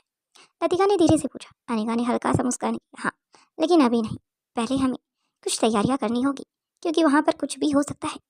अनिका की जेब में रखा उसका छोटा सा कम्युनिकेशन डिवाइस अचानक से हल्का सा कंपन करने लगा। अनिका को रियलाइज हुआ कि उसकी वॉच शायद उसकी पॉकेट में है। जैसे ही निकालती है ये डिवाइस अनिका की माँ स्वाति द्वारा दिया गया था। अनिका ने तुरंत उसे निकाला। स्क्रीन पर अब रेड फ्लैशिंग सिग्नल चमक रहा था। उसने जैसे ही स्क्रीन खोली, उसकी आंखें में एक पल के लिए फैल गई। स्क्रीन पर सिर्फ एक मैसेज था। वो मैसेज किसी और का नहीं, बल्कि खुद स्वाति का ही था। अनिका, तुम्हें तुरंत दिल्ली आना होगा, ये बहुत जरूरी है। रोहित को साथ मत लाना और लतिका को भी वहीं छोड़कर आना। उस रास्ते से आना जहाँ किसी की नज़र ना हो। बाकी सारी जानकारी तुम्हें यहीं पर मिल जाएगी। अनिका कुछ पल तक स्क्रीन को देखती रही। उसका दिल तेजी से धड़कने लगा। स्वाति कभी बिना वजह ऐसे संदेश नहीं भेजती। उसने तुरंत आसपास देखा, सब कुछ शांत था, लेकिन आप सामने कबीले का सरदार अब भी मौजूद था, जो हल्का सा आगे की तरफ बढ़कर स्क्रीन की तरफ देख रहा था। लेकिन उसके मन में अब सवालों का तूफान उठ चुका था। दिल्ली, ऐसा क्यों? उसने धीरे से खुद से कहा। लतिका ने उसकी तरफ देखा। क्या हुआ माँ? अनिका कुछ पल चुप रही, फिर उसने स्क्रीन बंद कर दी। कुछ नहीं, लेकिन उसके चेहरे पर आई गंभीरता लतिका से छिपी कहाँ रह सकती थी। माँ कुछ तो हुआ है, बता। अनिका ने उसकी आंखों में देखा और फिर धीरे से बोली, मुझे कुछ समय के लिए यहाँ से जाना होगा। लतिका एकदम से चौंक गई। क्या हुआ? अकेले? मैं आपको नहीं जाने दूंगी। लेकिन तभी अभी तो अनिका ने उसका हाथ पकड़ लिया। मैं जल्द वापस आऊंगी। उसी समय कबीले का सरदार धीरे से उनकी तरफ आया, जैसे उसे पहले से ही अंदाजा था कि कुछ हल्का सा बदल गया है। उसने शांत स्वर में पूछा, क्योंकि उनके चेहरे पर तजुर्बा ही काफी था। अनिका के फेस एक्सप्रेशन वॉच को देखकर अनिका की तरफ नहीं देखे थे, बल्कि सामने लगी स्क्रीन की तरफ देख रहा था। स्क्रीन पर आते हुए अनिका के फेस एक्सप्रेशन बदल चुके थे। अब वह उसकी तरफ देखा और कहा, क्या हुआ बेटा? अनिका ने कुछ पल के लिए उसकी तरफ देखा, फिर बोली, मुझे कुछ समय के लिए यहाँ से जाना होगा और मेरा जाना बहुत जरूरी है। सरदार की आंखों में हल्के से चमक आई। क्या तुम्हें दिल्ली जाना है? अनिका हैरान रह गई। तुम्हें कैसे पता? सरदार हल्का सा मुस्कुराया। माँ साहब ने कहा था, कभी रास्ते अचानक बदल जाते हैं तो किसी पर ज्यादा शक मत करना। कुछ पल के लिए सन्नाटा छा गया। फिर अनिका ने गंभीर स्वर में कहा, मैं वापस जरूर आऊंगी। मुझे ये मत समझना कि मैं आपकी मुश्किलों से भाग रही हूँ। बाय द वे, मैं आपको बता देती हूँ, मैं रोहित और लतिका को नहीं लेकर जा रही हूँ। इन्हें आपके पास महफूज यहीं पर सौंप कर जा रही हूँ, और तुम्हारी तीनों परीक्षाएं भी मैं दूंगी आकर। सरदार ने सिर झुका लिया। वह समझ गया था, लड़की काफी ईमानदार है। मुझे तुम पर विश्वास है, अनिका ने फिर कहा। लेकिन तब तक उसकी नजर अचानक दूर उस लैब की तरफ, दिशा की तरफ चली गई, उस झोपड़ी की तरफ जिसमें रोहित था। उसकी आवाज़ थोड़ी भावुक हुई।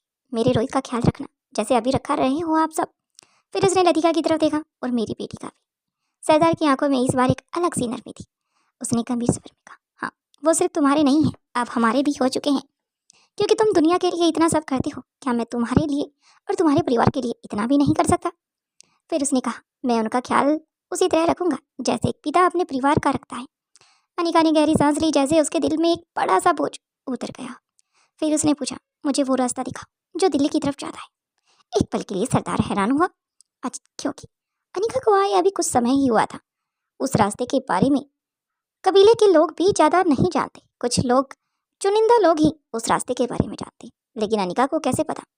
अब वो समझ गया था, जैसा उसको उनकी माँ साहब ने बताया था। अनिका और रोहित की जीवन कथा या आत्मकथा। सरदार कुछ पल चुप रहा, फिर उसने हाथ से कुछ इशारा किया, मेरे साथ आओ। कुछ देर बाद वे तीनों कबीले के पीछे की तरफ बने एक बड़े से पत्थर के दरवाजे के पास पहुंचे। सरदार ने उस पत्थर को छुआ, मानो उस पर कोई स्विच लगा था जिसे दब प्रेस किया गया हो, और अचानक से पत्थर धीरे से एक तरफ खिसक गया। उसके पीछे एक गुफा का रास्ता था। सरदार ने कहा, ये रास्ता बहुत कम लोग को पता है। ये सीधे पहाड़ के उस पार निकलता है और वहां से दिल्ली का रास्ता शुरू होता है। अनिका ने सिर हिलाया, फिर उसने लतिका को गले लगा लिया। लतिका की आंखों में हल्की सी नमी थी। जल्द आना माँ, अनिका ने मुस्कुराते हुए कहा, वादा करती हूँ, ज़्यादा किसी को परेशान मत करना, और अपने दिमाग को थोड़ा कुछ समय के लिए शांत रखना, अपने डैड का ख्याल रखना। फिर वह मुड़ी और गुफा के अंदर चली गई। गुफा के अंदर हल्की नीली रोशनी थी। अनिका धीरे धीरे आगे बढ़ रही थी, लेकिन सबसे आश्चर्यजनक बात यह थी, आगे का रास्ता पूरा अंधेरे में डूबा हुआ था। लेकिन अनिका के पैर रखने से ही वहाँ पर लाइट ऑन हो जाती। इसका मतलब ये था कि कोई अनिका को यहाँ पर भी देख रहा है। साथ में अनिका के पैर रखने से जो लाइट ऑन हो रही है, वो अनिका को महसूस कर रही है। यानी कि कबीले के लोग, या वो सरदार, या चुनिंदा लोग अनिका को वहाँ से आता और जाता महसूस कर पा रहे। अब अनिका ये टेक्नोलॉजी देखकर और भी हैरान थी। अनिका धीरे धीरे आगे बढ़ती रही। कुछ ही देर बाद गुफा खत्म हुई, और जैसे ही वह बाहर आई, एक पल के लिए रुक गई, क्योंकि उसके सामने उसकी माँ की वही खास कार खड़ी थी। वह कार जो दुनिया की सबसे एडवांस टेक्नोलॉजियों में से एक थी। अनिका हल्का सा मुस्कुराई। माँ, तुम सच में सब पहले से प्लान कर चुकी हो। वह कार के पास गई और दरवाजा अपने आप खुल गया। अनिका अंदर बैठ गई। जैसे ही उसने कार स्टार्ट की, कार अब साइलेंट मोड पर आ गई। अगले ही पल पूरी तरह से मानो गायब हो गई हो। तेजी से जंगल जो थोड़ा सा ही बाकी था, रास्ते से दौड़ना स्टार्ट किया। कुछ समय बाद ही वह दिल्ली की उस सड़कों पर पहुंच गई, जहाँ पर काफ़ी भीड़ भाड़ थी। कुछ ही घंटों बाद दिल्ली की रोशनी दिखाई देने लगी, और थोड़ी देर बाद कार मारवा हाउस के में भी पहुंच गई। मारवा हाउस के अंदर आज एक अजीब सा माहौल था। अनिका को अब परेशान कर रहा था। लोगों की भीड़, लोगों की आवाज़ें, रोने की आवाज़ें, सारी चीज़ें भला अनिका के कानों से कैसे बज सकती थी। पूरा लोन लोगों से भरा हुआ था। सैकड़ों लोग, परिवारों के सदस्य, बड़े बड़े बिजनेसमैन सब वहाँ पर मौजूद थे। लेकिन किसी ने ये नहीं देखा, उस कार के आते हुए नहीं देखा, क्योंकि वह अब भी अनविजुअल मोड में ही थी। अनिका कार से उतरकर अंदर बैठी साफ देख रही थी। उसकी आंखें अचानक नम हो गई, क्योंकि सामने उसकी दादी माँ, आशा मारवा, बच्चे, यहाँ तक कि अनिका, श्रेया, उसकी पूरे फैमिली के लोग उस पर बैठकर रो रहे थे। उनका चेहरा बहुत शांत था, लेकिन उनकी आंखों की गहराई थकान साफ झलक रही थी। अनिका धीरे धीरे कार से उतरी। अब भी कोई उसे नहीं देख पा रहा था, क्योंकि वह अंडरग्राउंड लैब की तरफ पहुंच चुकी थी। वह चुपचाप चलती हुई स्वाति के पास पहुंची। जैसे ही उसने अपनी माँ को देखा, वह हैरान हुई, क्योंकि अब अनिका लैब के अंदर पीछे वाले गेट से पहुंच चुकी थी। उसके होठों पर बस इतना ही निकला, माँ। लेकिन स्वाति उसकी तरफ देखा भी नहीं, जैसे वह पहले से जानती हो अनिका आ चुकी है। कुछ पल बाद उसने धीरे से कहा, तुम आ गई। अनिका चौंक गई। आपको पता था? स्वाति ने उसकी तरफ देखा। उनकी आंखों में अब एक गहरी गंभीरता थी, लेकिन उन्होंने अभी भी कुछ नहीं बताया। अनिका दिल बेचैन हो उठा था, माँ आखिर ये सब हो क्या रहा है? लेकिन स्वाति फिर चुप रही। उनकी नज़र दूर उस जगह पर टिकी थी जहाँ रोहित कथित उसकी डेड बॉडी रखी हुई थी। उसी पर अनिका एहसास हुआ, ये सब कुछ बहुत बड़ा खेल है। शायद ये खेल की असली शुरुआत भी होने वाली है, या हो सकती है, क्योंकि शायद कबीलेवासी रोहित को ना बचाते तो शायद ये हकीकत होने वाली थी। मारवा हाउस के लॉन में भारी सन्नाटा पसरा हुआ था। सुबह पूरी तरह से अब धीरे धीरे शाम होने वाली थी। लोग अब भी वहीं खड़े थे। कुछ लोग रो रहे थे, कुछ लोग अब चुप हो चुके थे, क्योंकि सामने सफ़ेद फूलों में सजा हुआ मंच था और उस मंच पर रखा हुआ था रोहित का पारदर्शी शरीर। कम से कम दुनिया का यह दिखाया जा रहा था। अनिका अब भी थोड़ी दूरी पर खड़ी थी। वहाँ सब देख पा रही थी, लेकिन कोई उसे नहीं देख पा रहा था, क्योंकि अनिका अंदर लैब में जैसे ही पहुंची, बड़ी सी स्क्रीन पर मारवा हाउस की फुटेज चल रही थी, जिसमें अनिका सारी चीज़ें आराम से देख रही थी। अनिका के दिल के अंदर अब अजीब सी कसम उठ चुकी थी। लेकिन तभी उसके पीछे से उसकी माँ की आवाज़ आई, अनिका। अनिका मुड़कर देखा। स्वाति मल्होत्रा वहीं खड़ी थी। उसकी आंखें शांत थी, लेकिन बहुत गहरी थी। स्वाति ने धीरे से कहा, रोहित की अंतिम यात्रा की तैयारी हो रही है। उनके शब्द सुनते ही अनिका का दिल कस गया, लेकिन वह जानती थी ये सब एक योजना का हिस्सा है। अनिका का दिल जैसे कस कर पकड़ लिया गया। कुछ पल के लिए वह कुछ बोल नहीं पाई। फिर स्वाति ने कहा, इसलिए मैंने अनिका को वापस कमांड देकर आराम से यहाँ पर बुला लिया है। अनिका की भौहें हल्के से सिकुड़ गई। वह अब भी पूरी तरह से समझ नहीं पाई। स्वाति ने हल्का सा हाथ रखा। तभी पास की दीवार पर लगी एक बड़ी सी स्क्रीन अचानक से जल उठी। स्क्रीन पर वही चेहरा दिखाई दिया, अनिका। वह बिल्कुल अनिका की तरह, यानी कि अनिका की डुप्लीकेट ही कॉपी थी। ये देखो, इसके हाथ पैर, यहाँ पर मैंने इसको फर्स्ट एड किया हुआ है। तुम्हें भी अपने हाथ और पैरों पर, इन जगह पर पट्टी करने वाली हूँ। तुम आराम से बैठ जाओ। वास्तव में इसके हाथ और बाजुओं में पट्टी बंधी हुई थी। स्वाति ने शांत स्वर में कहा, जहाँ जहाँ चोट लगी है वहीं तुम्हें भी पट्टियाँ करनी होगी। अनिका एक पल के लिए चुप रही। फिर उसने अपने हाथों की तरफ देखा। उसके हाथों पर पहले से ही कई जख्मों के निशान था, जो असल में स्वाति ने पहले ही बनाए थे एनी के हाथों पर। उसे पता था कि अनिका के हाथ और पैर और सिर पर कितनी गहरी चोट थी। अनिका अब धीरे से सब समझने लगी। मतलब उसने धीरे से कहा, अब मुझे बाहर जाना है। स्वाति ने सिर हिलाया। हाँ, अब तुम्हें एनी की जगह वापस अपनी जगह पर जाना है। कुछ पल के लिए अनिका बिल्कुल शांत खड़ी रही। उसने लोन की तरफ देखा। यहाँ परिवार के लोग बैठे थे। दादी माँ, आशा मारवा, भूमिका, प्रीति, सबकी आंखों में रो रो कर लाल लाल हो चुकी थी। आंखों के चारों तरफ काले गड्ढे बन चुके थे। उन्हें बिल्कुल नहीं पता था कि रोहित जिंदा है। अनिका भी उनके को ही देख रही थी। स्वाति ने धीरे से कहा, याद रखना, सबको यही दिखाना चाहिए कि जो मास्टरमाइंड देखना चाहता है। ये बात स्वाति ने बहुत आराम से कही थी। अनिका को समझ नहीं। फिर स्वाति ने अपनी बात को संभालते हुए कहा, अनिका, मैं तुमसे ये कह रही हूँ, जो अभी बाहर हो रहा है तुम्हें उसमें शामिल होना है। बस वही करना है जो चल रहा है। अनिका ने गहरी सांस ली। इससे मतलब आपका क्या है? आप क्या करना चाहती हो? ये तुम्हें समय के साथ पता चल जाएगा। इसलिए अनिका, तुम्हें जो कहा गया है तुम्हें वही करना है। अनिका ने गहरी सांस ली। और वो क्या देखना चाहता है? स्वाति ने आंखों में हल्की सी चमक आई। वो यही कि शायद तुम और रोहित अलग हो चुके हो। रोहित की पत्नी पूरी तरह से टूट चुकी है, अनिका टूट चुकी है। कुछ पल के लिए सन्नाटा छा गया। फिर स्वाति ने पास रखे एक बैग की तरफ इशारा किया। तुम्हारे कपड़े यहाँ हैं। अनिका ने बैग को खोला। उसमें अनीस ने जो कपड़े पहने थे हूबहू वैसे ही कपड़े वहाँ पर मौजूद थे। अनिका ने बिना कुछ बोले ही कपड़े चेंज किए, अपने हाथों में कंधे पर पट्टियाँ बांधी। अब वह बिल्कुल वैसी ही हो चुकी थी जैसे अनी को तैयार किया गया था। स्वाति ने उसे कुछ पल ध्यान से देखा, फिर हल्का सा सिर हिलाया। परफेक्ट। तभी अनिका के आंखों में उसने एक अजीब सा दृश्य उभार कर रखा, यानी कि एक हल्का सा केमिकल का छिड़काव किया। अनिका की आंखें अब ऐसी हो चुकी थी मानो अनिका कई दिनों से रो रो कर उसका बुरा हाल है। वह काफी थकी, सहमी और परेशान दिख रही थी। अब अनिका को कुछ समय के लिए वो सब दिखने वाला था जो कि अनिका को भी खुद वास्तविक लगे। अब ये करने के बाद अनिका की तरफ स्वाति देख कर कहती, सॉरी मेरी बच्ची, मैंने तुम्हारे साथ तुम्हें भी इस भावुकता के समय में तुम्हें भावुक किया। तुम्हारे रोहित को तुम्हारी आंखों के सामने मृत घोषित मैंने कर दिया है। फिर उन्होंने अपनी कलाई पर बंधे डिवाइस को छुआ और स्क्रीन पर एनी का चेहरा फिर दिखाई दिया। एनी को अब कमांड मिल चुकी थी, रिटर्न टू बेस। स्क्रीन पर एनी के सिर झुका दिया और वह धीरे धीरे करके अपने आप को सभी की नज़रों से ओझल करते हुए अब पीछे की तरफ बढ़ चुकी थी। धीरे धीरे करके अब एनी मारवा हाउस के अपने कमरे में चली जाती है। शायद सभी यही सोच रहे थे। शायद अनिका परेशान हो गई है, उसे समझ नहीं आ रहा। वह अपने रोहित को ढूंढने के लिए गई है। वहीं दादी माँ उसके पीछे केयर टेकर लीला को भेज देती है। जब तक केयर टेकर आती तब तक अनिका ने दरवाजा अंदर से लॉक कर लिया था और अब वह वॉशरूम से होती हुई अंडरग्राउंड लैब तक पहुंच चुकी थी। अब बाहर उसकी जगह लेने वाली थी असली अनिका। स्वाति ने धीरे से कहा, आप जाओ। अनिका ने एक पल अपनी माँ को देखा। अब वह समझ चुकी थी हजारों सवाल के आंसर उसे नहीं मिलने वाले थे, लेकिन अभी समय सवालों का नहीं था। उसे धीरे से सिर हिलाया, फिर धीरे धीरे करके आगे बढ़ गई। अनिका को अभी जो कुछ भी उसके साथ हुआ था उसे कुछ भी रियलाइज नहीं था। अब जो अनिका को दिखाया जाने वाला था वो अनिका के लिए वास्तविकता होने वाली थी। अब इनविजिबल मोड के साथ अब अनिका धीरे धीरे दिखने वाला था, वो अनिका के लिए वास्तविकता होने वाली थी। अनिका अब एनी से मिलती है। एनी अब स्वाति के पास आकर खड़ी हो जाती है। वहीं अनिका धीरे से अब वॉशरूम से होते हुए अपने कमरे में चली जाती है और वॉशरूम का दरवाजा बंद कर देती है। कुछ समय के लिए बैठती हैं। वहीं सभी लोग धीरे धीरे करके अब अंदर अनिका के कमरे के बाहर जुड़ना स्टार्ट हो गए थे।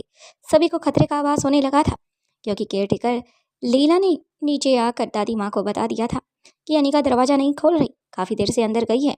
काफ़ी देर से मैं उसे आवाज़ तक लगा रही हूँ लेकिन अनिका कोई आंसर नहीं दे रही। ये सब सुनकर अब दादी माँ ने सनी और आकाश की तरफ कुछ इशारा किया। दोनों आए और उन दोनों को अब अनिका के रूम के बाहर खड़े थे।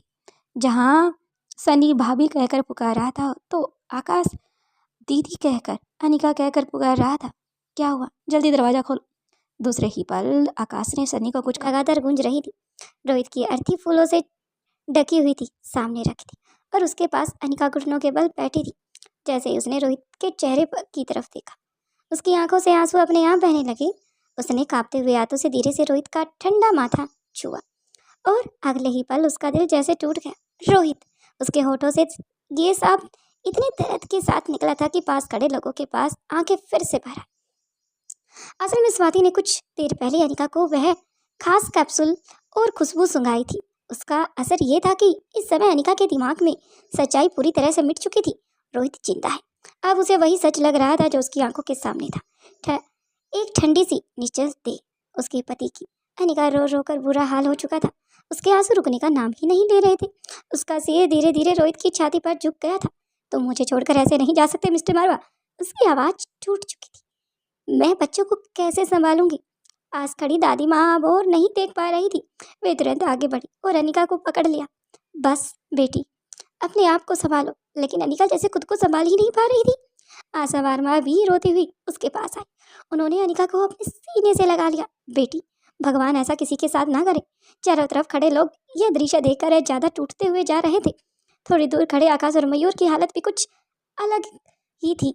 दोनों की आंखें पूरी तरह से लाल हो चुकी थी। उनके आंसू रुक चुके थे या ये कहा जाए कि सूख चुके थे। आकाश ने रोहित की तरफ देखते हुए कहा, रोहित, हमें ऐसे छोड़कर नहीं जा सकते तो। मयूर ने अपना चेहरा दोनों हाथों में छिपाकर उसकी आवाज़ कांप रही थी। रोहित, उठ जाओ। लेकिन सामने पड़ी देह बिल्कुल शांत थी, बर्फ जैसी ठंडी।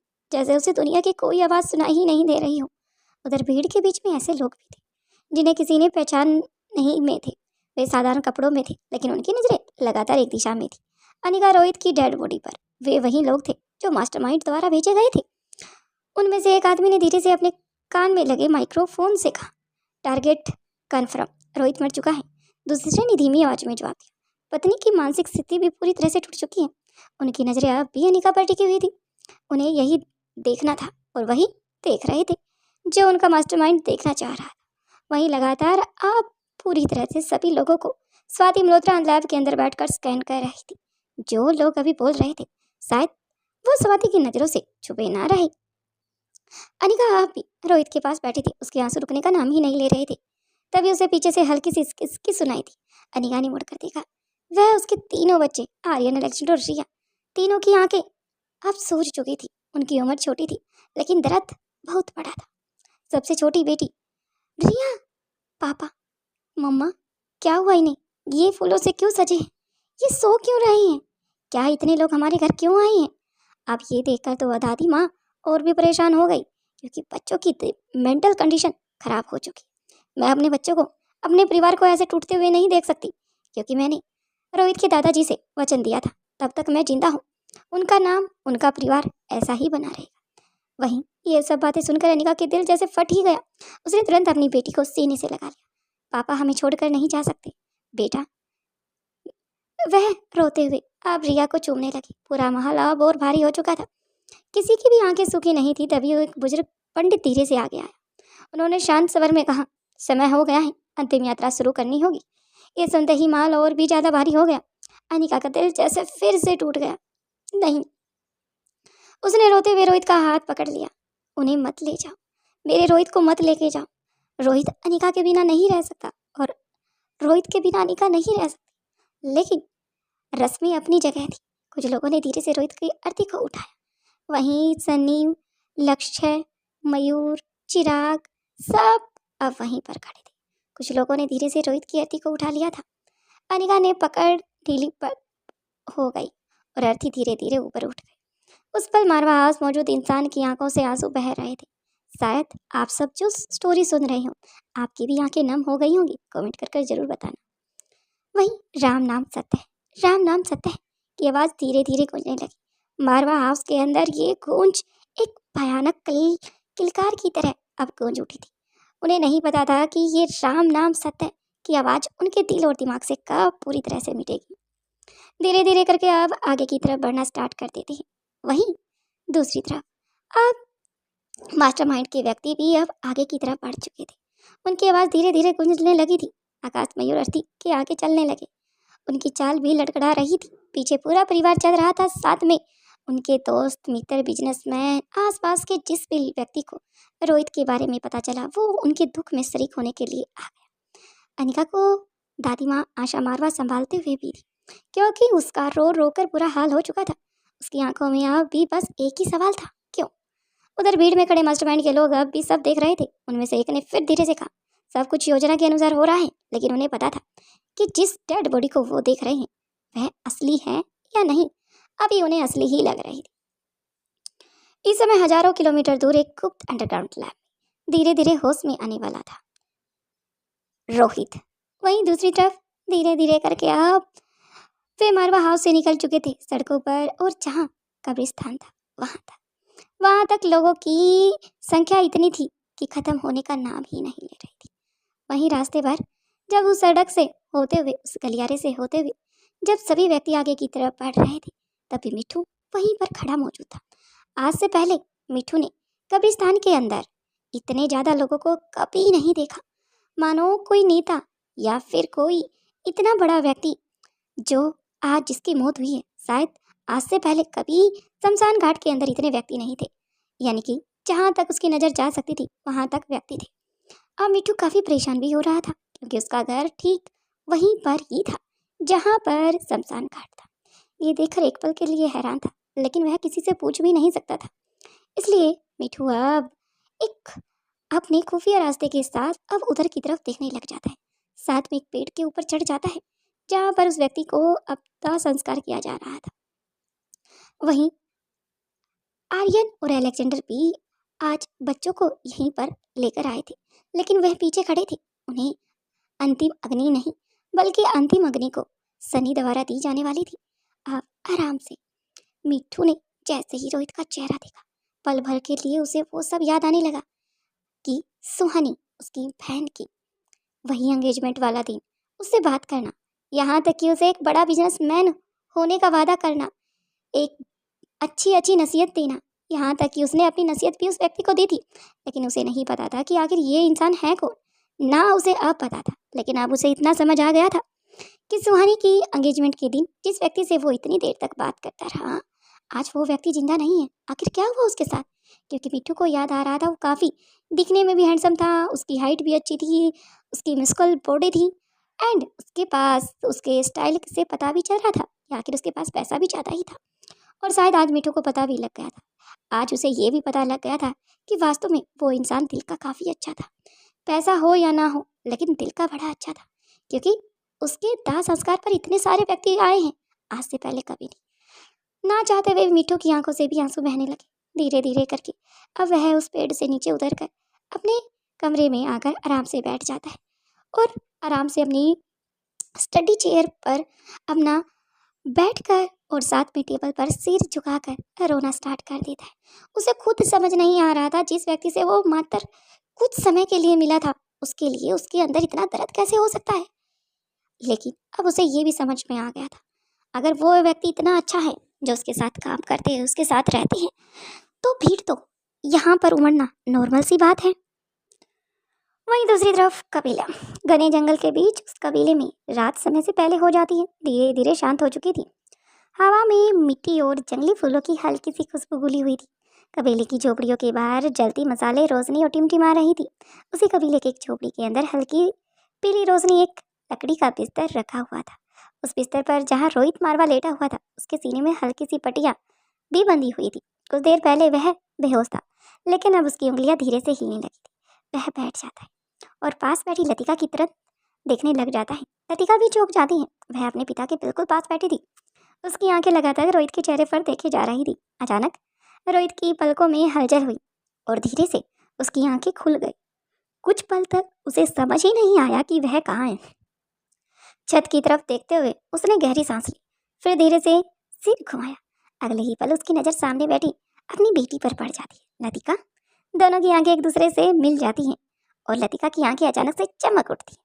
पापा, उसकी आवाज़ खुशी से कांप गई। रोहित के चेहरे पर भी हल्की सी मुस्कान आई। लतिका, उसने धीरे से कहा। जैसे ही उसने अपनी बेटी का नाम लिया, लतिका की आंखों में आंसू भर आए। वह तुरंत बिस्तर के पास आकर बैठ गई। पापा, आप ठीक हो? आपको बैठने में तकलीफ तो नहीं हो रही? आप लेट सकते हो। रोहित ने हल्का सा सिर हिलाया। हाँ बिल्कुल, मैं ठीक हूँ। फिर उसने हाथ बढ़ाकर लतिका को अपने पास बुलाकर इधर आओ, बिल्कुल अपने पास बुला लिया। लतिका धीरे से बिस्तर पर आप चढ़कर उसके ठीक पास बगल में बैठ गई। रोहित ने उसे अपनी बाहों में खींच लिया। कुछ पल तक बस अपनी बेटी को सीने से लगाकर रहा, जैसे वह इस पल को पूरी तरह से महसूस करना चाहता। फिर उसने धीरे से उसके बालों को हाथ फेरना शुरू किया। लतिका ने भी अपना सिर उसके सीने से टिका लिया। झोपड़ी के अंदर एक अजीब सी शांति थी। रोहित ने उसकी तरफ देखकर मुस्कुराते हुए कहा, इतनी बड़ी हो गई हो मेरी बेटी। लतिका की होठे अब फूल जाते हैं। मैं पहले भी बड़ी थी, मैं छोटी कब थी? रोहित हल्का सा हंस पड़ा। हाँ अच्छा है। फिर उसने प्यार से उसके माथे पर किस किया। फिर उस पल लतिका ऐसे लगा जैसे दुनिया की सबसे सुरक्षित जगह यही हो, अपने पापा की बाहों में। रोहित ध्यान से उसकी तरफ देख रहा था। अचानक उसके चेहरे पर एक अलग सी नरमी आ गई। तुम बिल्कुल? वह रुक गया।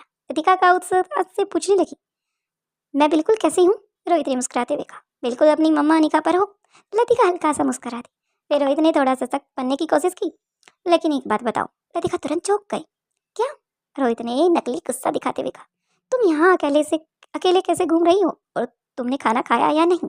तुम्हारी मोम कहाँ है? लतिका ने हल्का सा मुंह बना लिया। पापा, आप होश में आते ही डांटना शुरू कर दिया। रोहित हंस पड़ा। अरे मैं डांट नहीं रहा, मैं अपनी राजकुमारी से पूछ रहा हूँ। मैं तो बस प्यार से पूछ ही तो रहा हूँ। फिर उसने प्यार से उसके गाल को छुआ। तुम ठीक हो ना? लतिका ने सिर हिलाया। हाँ। फिर उसने धीरे से कहा, पापा मैंने आपकी बहुत याद की। ये सुनकर रोहित की आंखें पल भर में नम हो गई। मुझे नहीं पता था, लेकिन मुझे पूरा यकीन था कि आपको मेरे जीते जी कुछ नहीं हो सकता, भले ही इसके लिए मुझे अपनी जान को जोखिम में क्यों न डाला।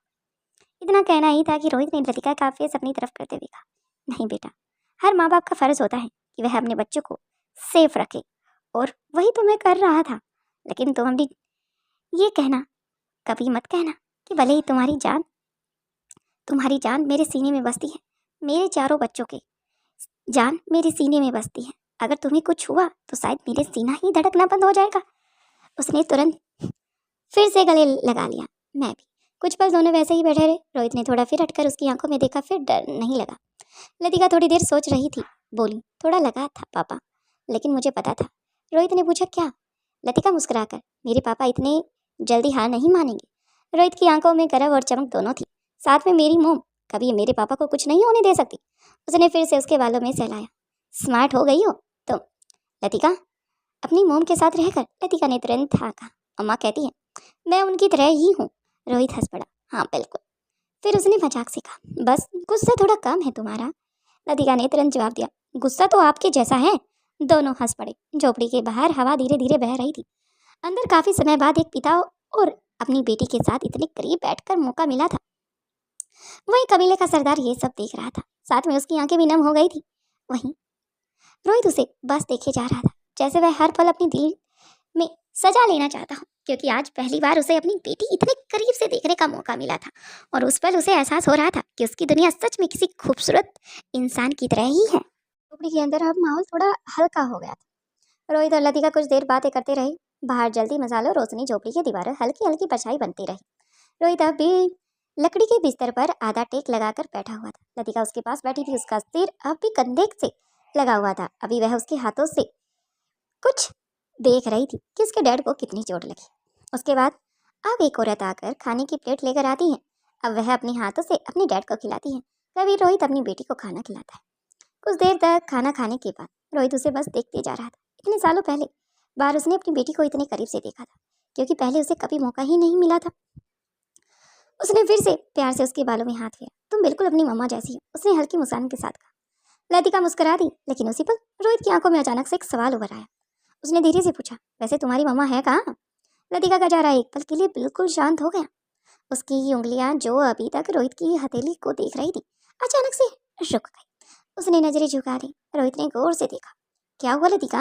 लतिका ने जल्दी से सिर हिलाया। कुछ नहीं पापा। फिर उसने बात बदलने की कोशिश की। पापा, आपको पता है यहाँ के लोग कितने अलग हैं? यहाँ की मशीनें बहुत अजीब हैं। यहाँ तक कि यहाँ पर बटरफ्लाई के अंदर भी छोटे छोटे रोबोट हैं। वह लगातार बोलती जा रही थी, लेकिन रोहित समझ चुका था वह सवाल को टाल रही है। उसने हल्का सा बोझ चढ़ाई, लतिका। उसकी आवाज इस बार थोड़ी सी गंभीर थी। लतिका चुप हो गई। रोहित ने धीरे से उसका सिर अपनी तरफ किया, फिर चेहरे को अपने हाथों में भरा, अपनी तरफ किया। मैं पूछ रहा हूँ, तुम्हारी मम्मा कहाँ है? लतिका की आंखें एक पल के लिए उसकी आंखों से मिली, फिर तुरंत दूसरी तरफ चली गई। वह अपनी होंठ काटने लगी, जैसे कुछ सोच रही हो। रोहित अब महसूस कर चुका था, उसका दिल थोड़ा बेचैन हो चुका था। क्या हुआ? अनिका ठीक है ना? लतिका ने तुरंत कहा, हाँ मम्मा बिल्कुल ठीक है और सुरक्षित भी है। लेकिन उसकी आवाज में एक आत्मविश्वास हल्का सा कम था। रोहित अब पूरी तरह से समझ चुका था कि सच छिपा रही है लतिका। उसने धीरे से उसका हाथ पकड़ा। लतिका, मुझे सच बोलो। कुछ पल के लिए झोपड़ी के अंदर पूरी तरह से सन्नाटा छा गया था। बाहर से हवा की आवाज आ रही थी, लेकिन लतिका अब भी नजरें झुका रही थी। फिर रोहित ने तीसरी बार पूछा, अनिका कहाँ है? इस बार उसकी आवाज में एक अजीब सी बेचैनी थी। लतिका अब और छिपा नहीं पाई। उसने धीमे से और धीरे से सिर उठाया। उसकी आंखों में हल्की सी नमी आ गई। मम्मा। वह रुक गई। रोहित का दिल जोर से धड़कने लगा। क्या हुआ तुम्हारी मम्मा को? लतिका ने गहरी सांस ली, फिर धीरे से कहा, मम्मा आपको और मुझे छोड़कर कुछ दिनों के लिए दिल्ली चली गई है। रोहित जैसे एक पल के लिए सितम रह गया। दिल्ली? वह क्यों? किस लिए? लतिका ने सिर हिलाया। हाँ। रोहित की वॉइस कट गई। मुझे नहीं पता। क्यों? लतिका ने धीमी आवाज में कहा, नानी माँ ने बुलाया है उन्हें। कुछ पल के लिए रोहित बिल्कुल चुप रह गया। उसने दीवार की तरफ देखा, जैसे कुछ जोड़ने की कोशिश कर रहा हो। स्वाति माँ, उसने धीरे से कहा। लतिका सिर हिलाया। हाँ पापा। रोहित कुछ देर तक कुछ नहीं बोला। फिर उसने हल्की मुस्कान लाने की कोशिश की। अच्छा, मम्मा मुझे छोड़कर दिल्ली घूमने चली गई हैं। लतिका हल्का सा हंस पड़ी। नहीं पापा, उन्होंने कहा था वह जल्द वापस आएंगी। रोहित ने धीरे से उसकी तरफ देखा। तुम यकीन है? लतिका ने तुरंत सिर हिलाया। मम्मा कभी झूठ नहीं बोलती, आपको पता नहीं है? रोहित कुछ पल के लिए सिचुएशन को हैंडल करता है और लतिका को ओवर फील नहीं कराता। फिर उसने धीरे से उसे अपनी तरफ खींचा। ठीक है, हम उनका इंतजार करेंगे, लतिका मुस्कुराते हुए कहा। हाँ डैड। फिर रोहित ने उसके माथे पर चूमा और लेकिन उसके दिल के अंदर कहीं ना कहीं अजीब सी बेचैनी आ चुकी थी, क्योंकि वह जानता था अनिका बिना वजह उसे छोड़कर नहीं जा सकती। अगर स्वाति ने उसे अचानक दिल्ली बुलाया है तो इसका मतलब दिल्ली में कुछ बहुत बड़ा हो रहा है। उसी समय दिल्ली में रोहित की चिता के सामने अग्नि की तैयारी पूरी हो चुकी थी। पूरा मारवा परिवार होते हुए खड़ा था, लेकिन किसी को ये नहीं पता था जिस इंसान को वो विदा किए जा रहे हैं, अंतिम संस्कार कर चुके हैं, वह असल में जिंदा है। जहाँ दिल्ली में एक तरफा अंतिम यात्रा पूरी हो चुकी थी, वहीं दूसरी तरफ दिल्ली से दूर एक ऐसी जगह जहाँ मौत को एक खेल की तरह देखा जा रहा था। एक बहुत बड़ा ठंडा और पत्थरों से बना हुआ अंडरग्राउंड कक्ष। चारों तरफ घना अंधेरा था, बस कुछ जगहों पर लाल और नीली लाइटें टिमटिमा रही थी। दीवारों पर लगे बड़े बड़े स्क्रीन लगातार अलग अलग जगहों की तस्वीरें दिखाई जा रही थी। कुछ स्क्रीनों पर शहरों की भीड़ थी तो कुछ पर गुप्त प्रयोगशालाएं थी, और एक स्क्रीन पर अब भी खत्म हुए रोहित मारवा की अंतिम यात्रा का दृश्य चल रहा था। कमरे के बीचों बीच एक बड़ी काली कुर्सी रखी थी। उस कुर्सी पर कोई बैठा था, लेकिन अंधेरा इतना गहरा था कि उसका चेहरा दिखाई नहीं दे रहा था। सिर्फ उसकी उंगलियां दिखाई दे रही थी, जो लगातार कुर्सी के हत्थे पर धीरे धीरे थपकी दे रही थी। और फिर अचानक उसकी धीमी हंसी कमरे में गूंज उठी। एक ठंडी खतरनाक डेविल समाई। आखिरकार उसकी भारी आवाज अंधेरे में गूंजी। सब कुछ वैसा ही हुआ जैसा मैंने प्लान किया था। उसने सामने लगे स्क्रीन की तरफ देखा। स्क्रीन पर अनिका रोते हुए दिखाई दे रही थी। रोहित की अर्थी जो कि अब जा चुकी थी, लेकिन अब भी बिलक बिलक कर अनिका उस आंगन में ही रो रही थी। उसने हल्का सा सिर झुकाया। प्यार, वह धीरे से बोला, सबसे बड़ी कमजोरी होती है इंसान की। जो इंसान जिससे प्यार करता है, आखिरकार जब उसे अलग किया जाए तो वह टूट जाता है। बस मेरे सामने एक बात मुझे अच्छी लगती है इन इंसानों के बीच। जो इंसान जिससे प्यार करता है उसे आगे से हटा दो। जिससे हमने चोट पहुंचानी है वो खुद जख्मी हो जाएगा। फिर उसने अपनी उंगलियां एक बटन दबाया। तुरंत उसके सामने एक होलोग्राफी स्क्रीन खुल गई।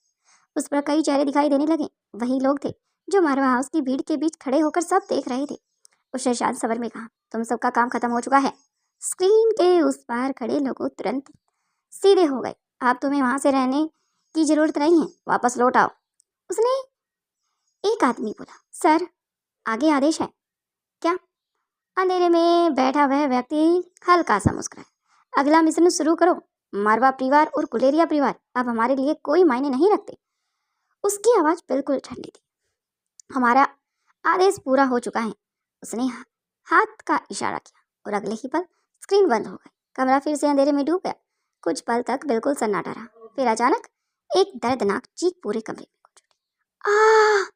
कमरे के दूसरे कोने में हल्की सी रोशनी जल रही थी। वहां एक लोहे की कुर्सी पर एक आदमी बंधा हुआ था। उसका चेहरा खून से लथपथ था। हाथों में लोहे की जंजीरें थी। उसके सामने वही काली कुर्सी उठकर वह परछाई धीरे धीरे उसकी तरफ बढ़ी। उसके कदमों की आवाज पत्थर के फर्श पर गूंज रही थी। टक टक टक टक। वह आदमी डर के मारे कांप उठा था। मुझे जाने दो, उसने कांपती आवाज में कहा। परछाई उसके बिल्कुल सामने आकर रुक गई। उसका चेहरा भी अंधेरे में ही छिपा था। बस उसकी आंखों में हल्की सी चमक दिखाई दे रही थी। उसने झुककर उस आदमी की ठोड़ी पकड़ ली। तुम्हें पता है, उसने धीरे से कहा, मुझे सबसे ज्यादा पसंद है। आदमी की सांसें तेज हो गई। डर। उसने फुसफुसाकर कहा, लोगों का रोना, लोगों की चीखें, लोगों का दर्द, मानो ये मुझे ताकत देने का काम करता। लोगों की आंखों में दिखता हुआ डर अब साफ था। उसने पास रखी एक धातु की छड़ उठाई और उस आदमी के जोर से सिर हिलाने लगा। और नहीं, प्लीज मुझे छोड़ दो। लेकिन अगले ही पल धड़ाम, छड़ उसके सामने जमीन पर लगी। उस आदमी डर से कांप उठा। परछाई धीरे धीरे उसके चारों तरफ घूमने लगी। गलती करना मुझे बिल्कुल भी पसंद नहीं। फिर उसने एक बटन दबाया और अचानक उस कुर्सी को बिजली दौड़ गई। आ आ आ उस आदमी की चीखें पूरे कमरे में गूंज उठी थी, लेकिन उस परछाई के चेहरे पर कोई भाव नहीं थे। भावलेस फेस एक्सप्रेशन। वह बस शांत खड़ा रहा, जैसे सब उसके लिए बिल्कुल सामान्य हो। कुछ सेकंड के बाद बिजली बंद हो गई। आदमी बेहोश होकर लटक गया। परछाई ने उसे एक पल के लिए देखा, फिर धीरे से कहा, बेकार। उसने कुछ मुड़कर वापस अपने सिंहासन जैसी कुर्सी पर तरफ कदम बढ़ा दी। कमरे में लाल लाइटें फिर से टिमटिमाने लगी। उसने वापस कुर्सी बैठते हुए सामने लगे एक बड़ी सी स्क्रीन को स्टार्ट किया और स्क्रीन पर इस बार दुनिया का नक्शा दिखाई देने लगा। उसकी उंगली धीरे धीरे नक्शे पर चली गई और जैसे ही वह अपने अगले शिकार की तलाश कर रहा, फिर अचानक उसकी उंगली एक जगह रुक गई और उसके होठों पर एक खतरनाक मुस्कान आ गई। उसने धीरे से कहा, अब यहाँ से स्टार्ट करेंगे अपना पैकअप। जो रोहित और अनिका की वजह से हमारा सब कुछ तहस नहस हुआ था, यहाँ से शुरू होगा एक नया अध्याय। बाकी का नेक्स्ट एपिसोड में देखते हैं। प्लीज़ वीडियो पसंद आए तो I request for you, please like करें, शेयर करें, कमेंट करें। Thank you. और बस कमेंट इसलिए नहीं कि मैं कह रही हूँ, इसलिए कि आपको मेरी स्टोरी कैसी लगती है, तो कमेंट कर ज़रूर बताएं।